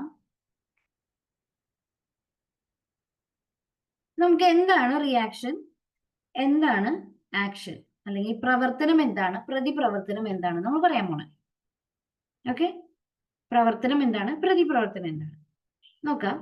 ഒരു വസ്തു മറ്റൊരു വസ്തുവിൽ ബലം ഉപയോഗിക്കുമ്പോൾ അതാണ് പ്രവർത്തനമായിട്ട് കണക്കാക്കുക. ആ വസ്തു തിരിച്ച് എതിർദിശയിൽ തുല്യ അളവിൽ തിരിച്ചു തരുന്ന പ്രയോഗിക്കുന്നത് എന്താണോ അതിനെയാണ് പ്രതിപ്രവർത്തനം എന്ന് പറയുന്നത്. നേരത്തെ ഞാൻ വരച്ച് കാണിച്ചിട്ടുണ്ടായിരുന്നു ആക്ഷൻ, റിയാക്ഷൻ. ഇത് രണ്ടും ഈക്വൽ ആയിരിക്കും, പക്ഷെ ഓപ്പോസിറ്റ് ദിശകളിലായിരിക്കും. ഓക്കെ, സപ്പോസ് ആക്ഷൻ എന്ന് പറയുന്നത് ഇങ്ങോട്ടേക്കാണെങ്കിൽ റിയാക്ഷൻ എന്ന് പറയുന്നത് ഏത് ദിശയിലേക്കായിരിക്കും?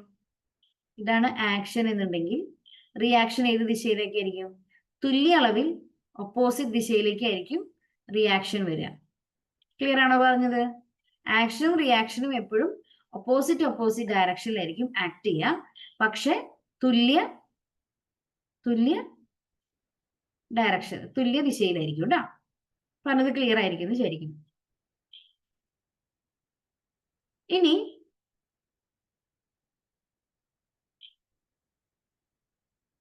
നമ്മളിപ്പോ ചെയ്ത ഇക്വേഷന്റെ ഒരു എക്സ്റ്റൻഷൻ പ്രോബ്ലം കൂടി തന്നിട്ടുണ്ട്. അത് ചെയ്ത് നോക്കിയാൽ മതി കേട്ടോ.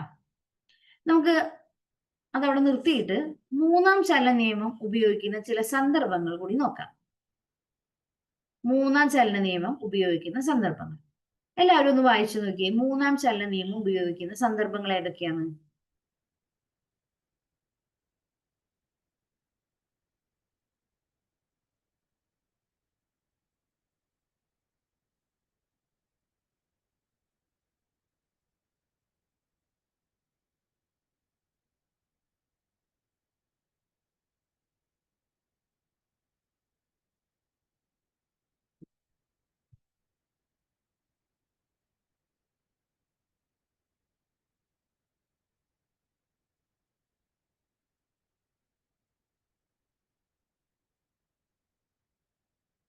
റോക്കറ്റുകളുടെ പ്രവർത്തനത്തിന് കാരണമായ ചലന നിയമമാണ് മൂന്നാം ചലന നിയമം.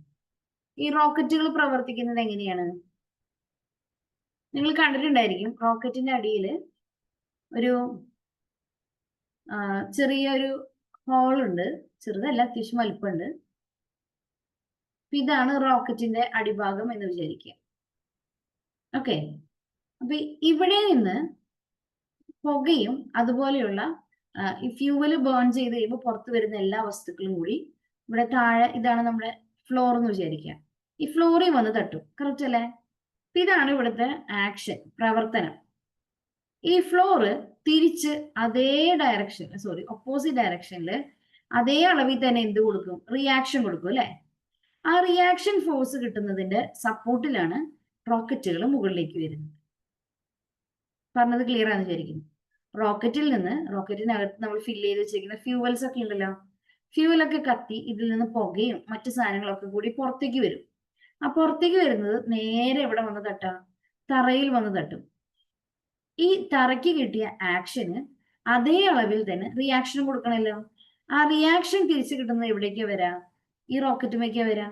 അപ്പൊ റോക്കറ്റ് ആ ഒരു ബലത്തിലാണ് മുകളിലേക്ക് പൊങ്ങി വരുന്നത്.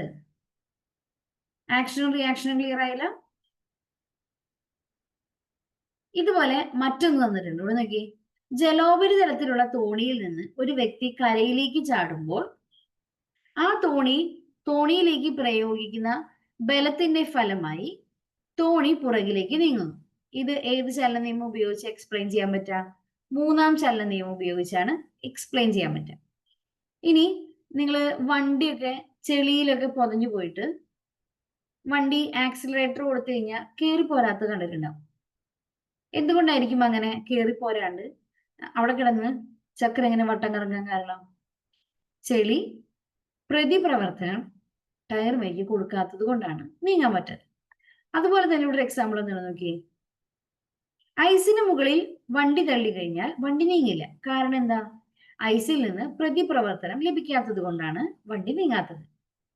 അടുത്തത്, തോക്കിൽ നിന്ന് പായുന്ന വെടിയുണ്ട, തോണി തുഴയുന്നത്, നീന്തുന്നത്, ഇവയെല്ലാം ഏത് ചലന നിയമമാണ് പ്രയോജനപ്പെടുത്തുന്നത്?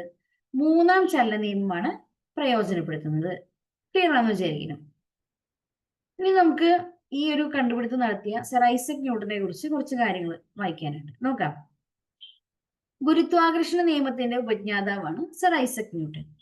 ഗുരുത്വാകർഷണ നിയമത്തിൽ എത്തിച്ചേരാൻ സർ ഐസക് ന്യൂട്ടൻ അവലംബിച്ചത് ടെക്കോ, ബ്രാഹെ, കെപ്ലർ, ഗലീലിയോ ഇവരുടെ നിരീക്ഷണ ഫലങ്ങളാണ്.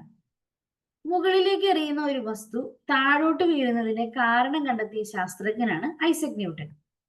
ഇനി കാൽക്കുലസ് എന്ന ഗണിതശാസ്ത്ര ശാഖ രൂപകൽപ്പന ചെയ്തു. എന്താണ് കാൽക്കുലസ് എന്ന് അറിയാം എന്ന് വിചാരിക്കുന്നു. ഈ ഇന്റഗ്രേഷൻ ഡിഫറൻസിയേഷൻ ഒക്കെ പഠിച്ചിട്ടുണ്ടാവും പ്ലസ് ടുവിൽ, സയൻസ് പഠിച്ചവര്. ആ ഇന്റഗ്രേഷൻ ഡിഫറൻസിയേഷൻ ഒക്കെ അടങ്ങുന്ന ഒരു ഗണിതശാസ്ത്ര ശാഖയാണ് കാൽക്കുലസ് എന്നറിയപ്പെടുന്നത് കേട്ടോ. ഇനി ഫിലോസഫിയ നാച്ചുറാലിസ്, പ്രിൻസിപ്പിയ മാത്തമാറ്റിക്ക, ഒപ്റ്റിക്സ് ഈ പുസ്തകങ്ങളൊക്കെ എഴുതിയതാരാണ്? സർ ഐസക് ന്യൂട്ടൻ ആണ്. പ്രതിഫലന ദൂരദർശിനി ആദ്യമായിട്ട് നിർമ്മിച്ച ശാസ്ത്രജ്ഞനാണ് സർ ഐസക് ന്യൂട്ടൻ. പ്രകാശത്തിന് 7 നിറങ്ങൾ ഉണ്ടെന്ന് കണ്ടെത്തി. ഘടകവർണ്ണങ്ങൾ, അതായത് 7 വർണ്ണങ്ങൾ കൂടി ചേർന്ന് കഴിഞ്ഞാൽ സമന്വിത പ്രകാശം ലഭിക്കുമെന്ന് കണ്ടെത്തി. ഇനി ബ്രിട്ടീഷ് രാജ്ഞിയിൽ നിന്നും സർ പദവി ലഭിച്ച ആദ്യ ശാസ്ത്രജ്ഞനാണ് ഐസക് ന്യൂട്ടൺ. ഇനി അദ്ദേഹത്തിന്റെ കല്ലറയിൽ രേഖപ്പെടുത്തിയിരിക്കുന്നത് ഇങ്ങനെയാണ്: മനുഷ്യവംശത്തിലെ ഏറ്റവും ഉത്തമവും അമൂല്യവുമായ രത്നം. അങ്ങനെ രേഖപ്പെടുത്തിയിരിക്കുന്നത് ഇദ്ദേഹത്തിന്റെ കല്ലറയിലാണ്. ഓക്കെ, നമ്മൾ കഴിഞ്ഞ സെക്ഷൻ പറഞ്ഞപ്പോൾ എന്താണ് ആക്കം എന്ന് പഠിച്ചിട്ടുണ്ടായിരുന്നു. ഇനി അതില് ആക്ക വ്യത്യാസത്തിന്റെ നിരക്ക്, rate of change of momentum, അതിന്റെ ഒരു ഇക്വേഷൻ നമുക്ക് പഠിക്കാനുണ്ട്. Rate of change of momentum അല്ലെങ്കിൽ ആക്ക വ്യത്യാസം. ആക്ക വ്യത്യാസം എന്ന് പറഞ്ഞു കഴിഞ്ഞാൽ എന്തിലുള്ള വ്യത്യാസമാണ്? മൊമെന്റത്തിൽ, ആക്കത്തിൽ ഉണ്ടാവുന്ന വ്യത്യാസമാണ്. നോക്കാം, വസ്തുവിന്റെ മാസ് m ആണ്. ആ വസ്തുവിലേക്ക് ഇനീഷ്യലി ഉണ്ടായിരുന്ന അതിന്റെ ആദ്യ പ്രവേഗം u ആണെന്ന് വിചാരിക്കുക, അന്ത്യപ്രവേഗം v ആണെന്ന് വിചാരിക്കുക. ഇപ്പൊ നോക്കിയേ, അന്ത്യപ്രവേഗം മൈനസ് ആദ്യ പ്രവേഗം, അതാണല്ലോ നമ്മൾ സാധാരണഗതിയിൽ പറയാറുള്ളത്. അതുപോലെ ഇവിടെ നമ്മൾ എടുക്കുകയാണ് ആദ്യത്തെ momentum mass into velocity mv, അവസാനത്തെ ആദ്യം ഉണ്ടായിരുന്ന പ്രവേഗം m ഇൻറ്റു u വന്നു. ഇത് രണ്ടും തമ്മിലുള്ള വ്യത്യാസം കണ്ടെത്തുകയാണ്. അതിനെടുത്ത ടൈം വെച്ച് നമ്മൾ ഡിവൈഡ് ചെയ്യാണ്. അപ്പോൾ ഇതെന്താണ്? അവസാനത്തെ ആക്കമാണ്, അല്ലെങ്കിൽ അന്ത്യ ആക്കം എന്ന് പറയാം. ഇത് ആദ്യ ആക്കമാണ്. ഇത് രണ്ടും തമ്മിലുള്ള സമയം, ഇത് രണ്ടിനും എടുത്ത സമയമാണ് ഇവിടെ എടുത്തിരിക്കുന്നത്. ഇതിനെയാണ് ആക്ക വ്യത്യാസത്തിന്റെ നിരക്ക്, rate of change of momentum എന്ന് പറയുന്നത്. ഇതിനെ വേണമെങ്കിൽ ഒന്നുകൂടി ഷോർട്ട് ആക്കി എഴുതുന്നതാണ്. m പുറത്തേക്ക് എടുത്തു, v minus u divided by time t. രണ്ട് രീതിയിലും ഇത് രേഖപ്പെടുത്താം, തെറ്റില്ല.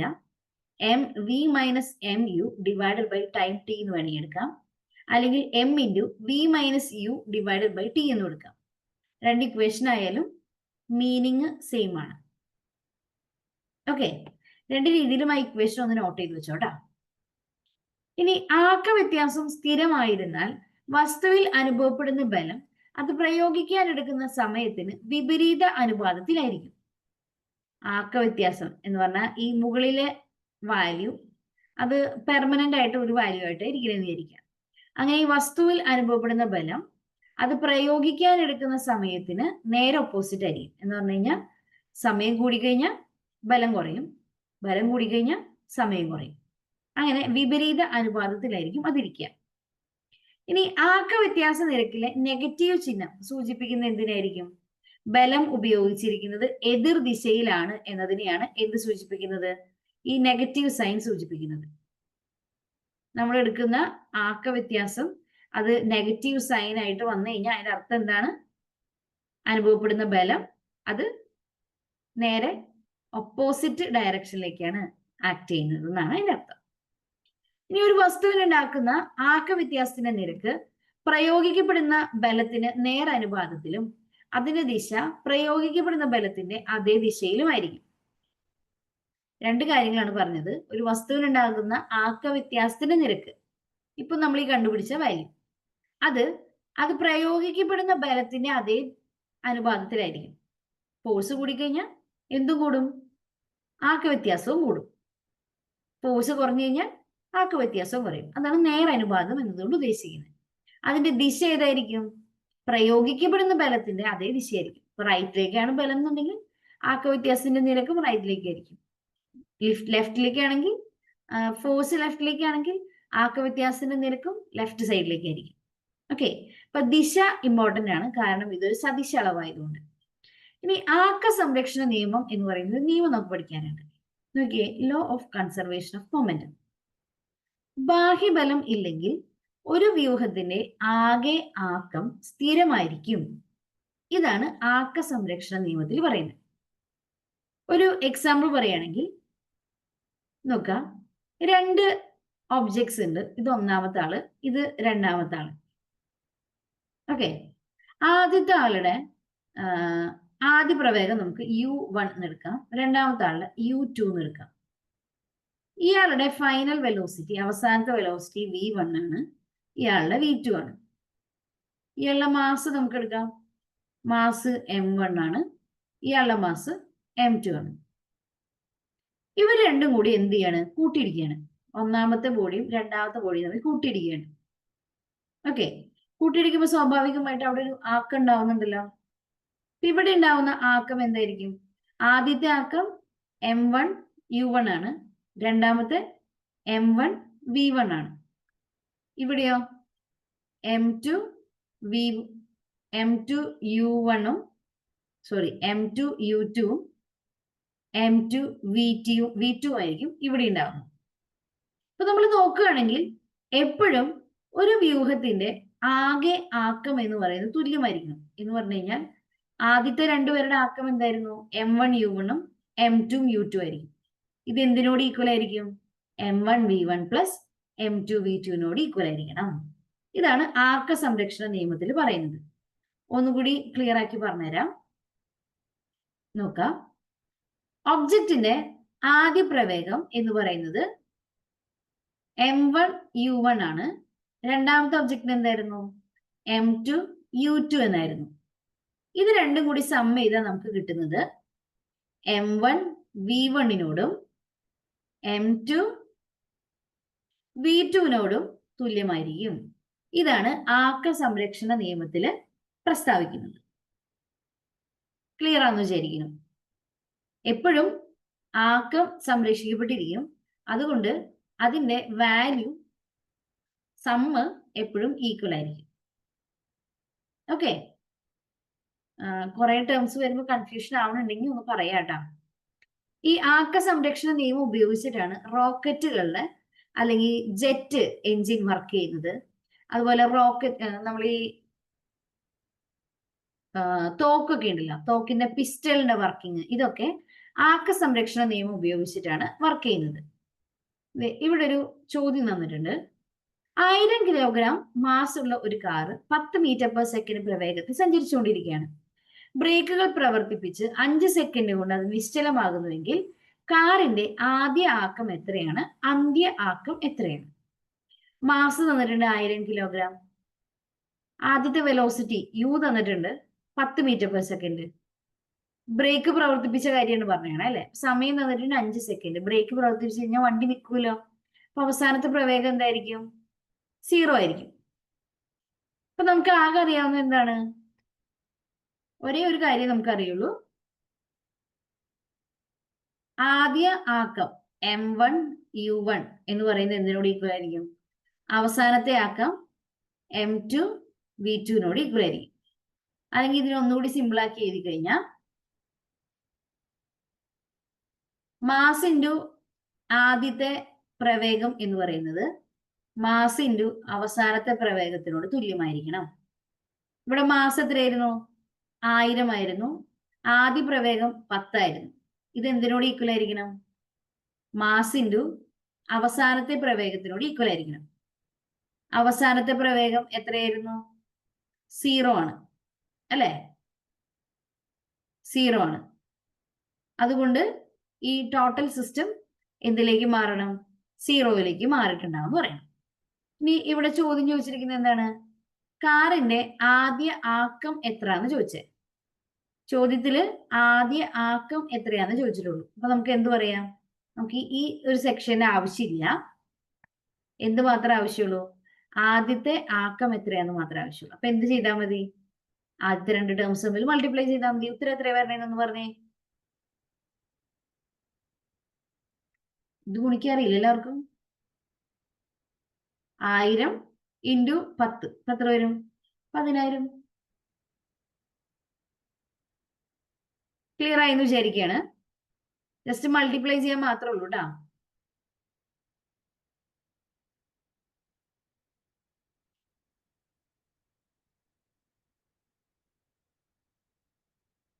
ഇനി ഒരു 3 ചോദ്യങ്ങൾ അടങ്ങിയ അടുത്തൊരു സെക്ഷനിലേക്ക് കിടക്കാണ് കേട്ടോ. ഭാരം നിറച്ച 12000 കിലോഗ്രാം മാസുള്ള ഒരു ലോറി 12 മീറ്റർ പെർ സെക്കൻഡ് പ്രവേഗത്തോടെ ചലിക്കുന്നു. 5 സെക്കൻഡിന് ശേഷം പ്രവേഗം 10 മീറ്റർ പെർ സെക്കൻഡായി മാറുന്നു എങ്കിൽ ലോറിയുടെ ആദ്യ ആക്കം എത്ര? ആദ്യ ആക്കം കണ്ടുപിടിക്കാൻ എന്താ ചെയ്യേണ്ടത്? മാസ് ഇൻറ്റു വെലോസിറ്റി ചെയ്യണം. മാസ് എത്രയാണ്? 12000 ഇൻറ്റു ആദ്യത്തെ പ്രവേഗം എത്രയാണ്? 12. അപ്പൊ ആദ്യത്തെ ആക്കം എത്രയാന്ന് കിട്ടൂലോ. ഇനി രണ്ടാമത്തെ ആക്കം എങ്ങനെ കണ്ടുപിടിക്കുക? മാസം അപ്പോഴും എന്ത് തന്നെയാണ്? 12,000 ഇൻറ്റു നമുക്ക് തന്നിരിക്കുന്ന പ്രവേഗം എത്രയാണ്? 10. ഉത്തരം കിട്ടൂല. അപ്പൊ ആദ്യ പ്രവേഗം കിട്ടി, ആദ്യ ആക്കം കിട്ടി, അന്ത്യ ആക്കം കിട്ടി. ആദ്യത്തിന്റെ ഉത്തരം എത്ര വരാ?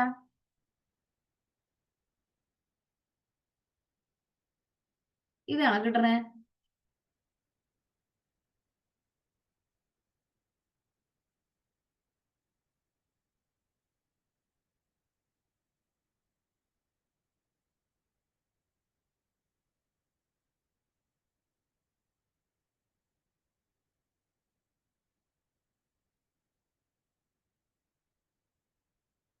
ഉത്തരം ഇതാണോ കിട്ടണേന്നൊന്ന് പറയണേ.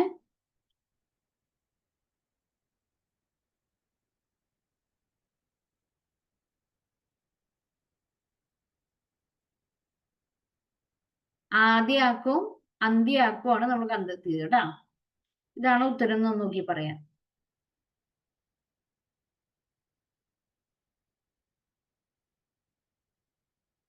ഓക്കെ, ഇത്രയും കിട്ടിക്കഴിഞ്ഞാൽ നമുക്ക് ആദ്യത്തെ ചോദ്യത്തിനുള്ള ഉത്തരം കഴിഞ്ഞു എന്ന് പറയാം. ആദ്യത്തെ ചോദ്യം എന്തായിരുന്നു? ചോദ്യം ലോറിയുടെ ആദ്യ ആക്കം എത്ര? അതിൽ ഇവിടെ കിടക്കുന്നത് 144,3,0 കണ്ടോ? അതാണ് ആദ്യ ആക്കം. അടുത്ത രണ്ടാമത്തെ ചോദ്യത്തിനുള്ള ഉത്തരത്തേക്ക് കിടക്കാനാണ് നമ്മൾ രണ്ടാമത്തെ സെക്ഷൻ ചെയ്തത്. ആക്ക വ്യത്യാസം എത്ര? ആക്ക വ്യത്യാസം കണ്ടുപിടിക്കാൻ എന്ത് ചെയ്യണം? രണ്ടും തമ്മിൽ മൈനസ് ചെയ്യണം അല്ലെ? അപ്പോ ആദ്യത്തെ ആക്കം മൈനസ് രണ്ടാമത്തെ ആക്കം ചെയ്തു കഴിഞ്ഞാൽ നമുക്ക് ആക്ക വ്യത്യാസം കണ്ടെത്താം. ഇതാണോ ഉത്തരം വരണേന്ന് നോക്കിയേ. ആദ്യത്തെ ആക്കത്തിൽ നിന്ന് അവസാനത്തെ ആക്കം കുറച്ചു. അല്ലെങ്കിൽ തിരിച്ചു ചെയ്താലും മതി, സൈൻ നോക്കിയിടണമെന്ന് മാത്രമേ ഉള്ളൂ കേട്ടോ.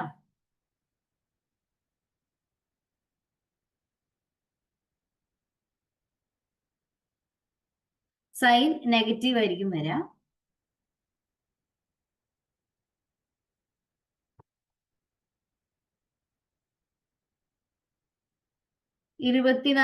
ആണ് സൈൻ. ശ്രദ്ധിച്ചോളൂ, നമ്മൾ ആക്ക വ്യത്യാസം കണ്ടുപിടിക്കാൻ എന്താ ചെയ്യേണ്ടത്? അന്ത്യ ആക്കത്തിൽ നിന്ന് ആദ്യ ആക്കം കുറയ്ക്കുകയാണ് ചെയ്യേണ്ടത്. അന്ത്യ ആക്കത്തിന്റെ വാല്യൂ ചെറുതായതുകൊണ്ട് നമ്മൾ എന്ത് ചെയ്തു? വലുതിൽ നിന്ന് ചെറുത് കുറച്ചു, വലുതിന്റെ സൈൻ ഇട്ട് കൊടുത്തു. അതുകൊണ്ടാണ് എന്ത് ചെയ്തത്? -24,000 എന്നുള്ള വാല്യൂയിലേക്ക് എത്തിയത്. മൈനസ് ഇമ്പോർട്ടന്റ് ആണ്. മൈനസ് സൂചിപ്പിക്കുന്ന എന്തിനായിരിക്കും? ദിശേനെയായിരിക്കും മൈനസ് സൂചിപ്പിക്കുക കേട്ടോ. ദിശേനെയാണ് മൈനസ് എന്നുള്ള ടേം സൂചിപ്പിക്കുന്നത്. ഇനി അവിടെ ആക്ക വ്യത്യാസത്തിന്റെ നിരക്ക് കൂടി ചോദിച്ചിട്ടുണ്ട്, അതുകൂടി ചെയ്യാം നമുക്ക്. ആക്ക വ്യത്യാസത്തിന്റെ നിരക്ക്, ഈ ആക്ക വ്യത്യാസം ഉണ്ടാകാൻ എടുത്ത ടൈം എത്ര സമയ? 5 സെക്കൻഡ് ആണ് അല്ലെ? അതുകൊണ്ട് ഈ ആക്ക വ്യത്യാസം ഡിവൈഡഡ് ബൈ അതിനെടുത്ത സമയം 5 സെക്കൻഡ് ചെയ്ത് കഴിഞ്ഞാൽ നമുക്ക് ഉത്തരം കിട്ടും. എത്ര വരാ? 24,000 ഡിവൈഡഡ് ബൈ 5. 5 4 20, ബാലൻസ് 4. 40 8 5 40.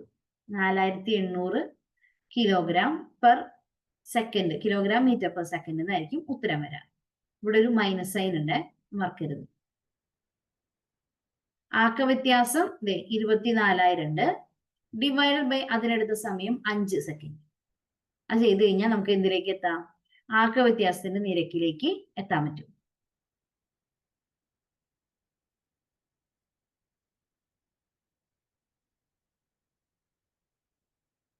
ചെയ്ത് നോക്കാട്ടെ എല്ലാവരും.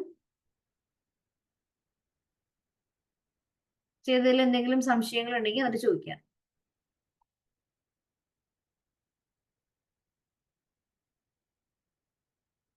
ഓക്കെ, ഇനി നമുക്ക് പ്രൊജക്ടൈൽ എന്താണെന്ന് കൂടി പറഞ്ഞു കഴിഞ്ഞാൽ നമ്മുടെ ഇന്നത്തെ സെക്ഷൻ നമുക്ക് വൈൻഡ് അപ്പ് ചെയ്യാം. ഓക്കെ, നോക്കാം. ഒരു അന്തരീക്ഷത്തിൽ നമ്മൾ ചെരിച്ച് വിക്ഷേപിക്കുന്ന വസ്തുക്കളെയാണ് പ്രൊജക്ടൈലുകൾ എന്ന് നമുക്ക് വിളിക്കാം.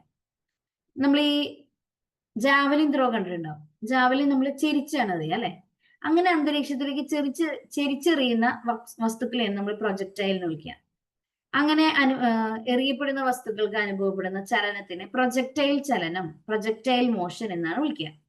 അതിന് ഉദാഹരണങ്ങളാണ് ജാവലിൻ ത്രോ, ഡിസ്കസ് ത്രോ, പീരങ്കിയുടെ ചലനം, അമ്പെയ്ത്ത്, ഹാമർ ത്രോ, ഷോട്ട് പുട്ട്, ഹോസ്, അതിൽ നിന്ന് വെള്ളം പുറത്തേക്ക് വരുന്നത്, മിസൈലുകള്, ഫുട്ബോൾ ഹെഡ് ചെയ്യുമ്പോൾ ഉള്ള ചലനം, ഇതൊക്കെ.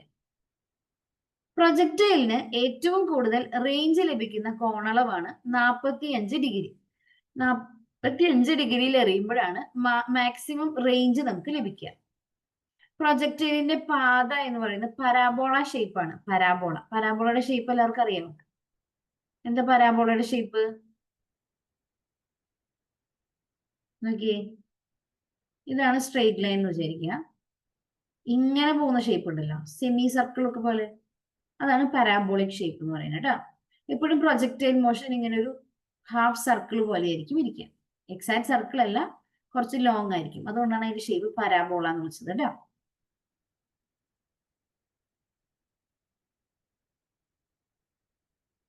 ഓക്കെ, ക്ലിയർ ആണോ ഇതുവരെ പറഞ്ഞത്?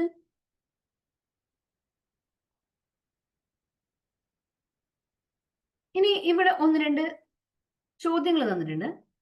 വായു നിറച്ച ഒരു ബലൂണിൽ നിന്നും വായു പുറത്തേക്ക് പോകുമ്പോൾ ബലൂൺ വായു പ്രവാഹത്തിനെതിരെ ചലിക്കുന്നു. ഇതിലെ പ്രവർത്തനം ഏതാണ്? പ്രതിപ്രവർത്തനം ഏതാണ്? ബലൂണിൽ നിന്ന് വായു പുറത്തേക്ക് പോവാണ്. സ്വാഭാവികമായിട്ടും ബലൂൺ എന്ത് ചെയ്യും? ഫ്രണ്ടിലേക്ക് പോകും. ഇതിൽ പ്രവർത്തനം ഏതാണ്? പ്രതിപ്രവർത്തനം ഏതാണ്? വായു പുറത്തേക്ക് പോകുന്നതാണ് പ്രവർത്തനം അല്ലെ. പ്രതിപ്രവർത്തനം ഏതായിരിക്കും? ബലൂൺ എതിർ ദിശയിലേക്ക് സഞ്ചരിക്കുന്നതായിരിക്കും പ്രതിപ്രവർത്തനം. നിങ്ങൾ കണ്ടിട്ടുള്ള ഒരു പരീക്ഷണം തന്നെയാണത്. ഇതാണ് ബലൂൺ എന്ന് വിചാരിക്കുക. ബലൂണിന്റെ കെട്ടഴിച്ച് നമ്മൾ വിട്ടു കഴിഞ്ഞാൽ വായു എന്ത് ചെയ്യും? പുറത്തേക്ക് വരും. വായു ഇങ്ങനെ പുറത്തേക്ക് വരുമ്പോൾ നമ്മൾ കയ്യിൽ നിന്ന് വിട്ടിട്ടുണ്ടെങ്കിൽ ഈ ബലൂൺ എന്തായിരിക്കും ചെയ്യുക? നേരെ ഓപ്പോസിറ്റ് ഡയറക്ഷനിലേക്ക് പോകും. വായു പുറത്തേക്ക് വരുന്നതാണ് അവിടുത്തെ പ്രവർത്തനം. ബലൂൺ പിന്നിലേക്ക് പോകുന്നതാണ് പ്രതിപ്രവർത്തനം. ഓക്കെ, ഇതാണ് ചോദ്യമായിരുന്നത്. പ്രവർത്തനം ഏതാണ്? പ്രതിപ്രവർത്തനം ഏതാണ്? മറ്റൊരു ചോദ്യം നോക്കാം. ഇത് ഓൺലൈനിൽ ഏറ്റവും എളുപ്പമുള്ള ചോദ്യമാണെന്നാണ് എൻ്റെ ഒരു വിശ്വാസം കേട്ടോ. ചെയ്ത് നോക്കണേ എല്ലാവരും. 1000 കിലോഗ്രാം മാസുള്ള കാറും 2000 കിലോഗ്രാം മാസുള്ള ബസ്സും ഒരേ പ്രവേഗത്തിൽ സഞ്ചരിക്കുന്നുവെങ്കിൽ ഏതിനാണ് ആക്കം കൂടുതൽ? എന്തുകൊണ്ട്? ആക്കത്തിന്റെ ഇക്വേഷൻ എന്താ പഠിച്ചേക്കണേ? മാസ് ഇൻറ്റു വെലോസിറ്റി ആണ്. അപ്പൊ മാസ് കൂടി കഴിഞ്ഞാൽ സ്വാഭാവികമായിട്ട് എന്തും കൂടും? ആക്കവും കൂടും. ഇപ്പൊ ഇവിടെ മാസ് കൂടുതൽ ആർക്കാണ്? 1000 കിലോ ഉള്ള കാറാണോ 2000 കിലോ ഉള്ള ബസ്സാണോ മാസ് കൂടുതലുള്ളത്? 2000 കിലോ ഉള്ള ബസ്സാണ്. അപ്പൊ ആക്കം കൂടുതൽ എന്തിനായിരിക്കും? ആക്കം കൂടുതൽ ഏതിനായിരിക്കും? ബസ്സിനായിരിക്കും. ഓക്കെ, ക്ലിയർ ആണോ പറഞ്ഞത്?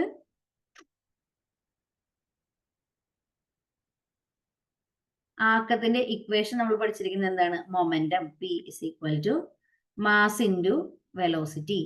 രണ്ട് വണ്ടികളും വെലോസിറ്റി, വേഗത സെയിം ആണ്. പിന്നെ എന്തിലെ വ്യത്യാസമുള്ളൂ? മാസ് മാത്രമേ വ്യത്യാസമുള്ളൂ അല്ലെ.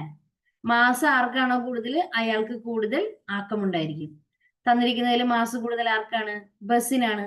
അതുകൊണ്ട് എന്ത് കൂടുതലായിരിക്കും? ആക്കം കൂടുതലായിരിക്കും. ക്ലിയർ ആണോ പറഞ്ഞത്? ചോദ്യം ക്ലിയർ ആണെന്ന് വിചാരിക്കുന്നു. സംശയങ്ങൾ ഉണ്ടെങ്കിൽ ചോദിക്കാം കേട്ടോ.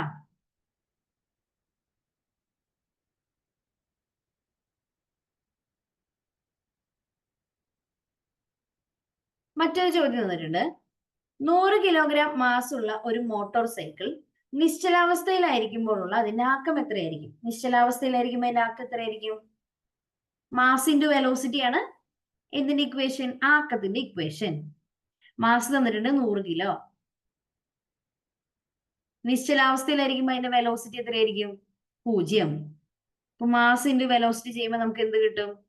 ആദ്യത്തെ ആക്കം 0 എന്ന് കിട്ടും.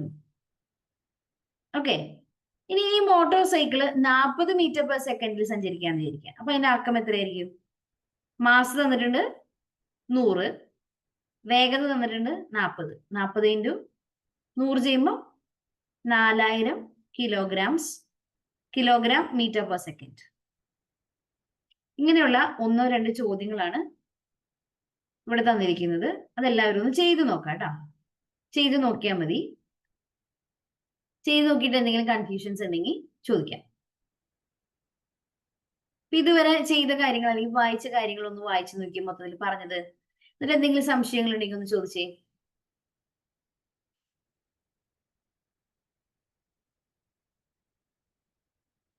സംശയങ്ങൾ ഉണ്ടെങ്കിൽ ചോദിക്കാം കേട്ടോ. സംശയങ്ങൾ ഉണ്ടെങ്കിൽ ചോദിക്കുക, ഇല്ലെങ്കിൽ നമുക്ക് ക്ലാസ് വൈൻഡപ്പ് ചെയ്യാം.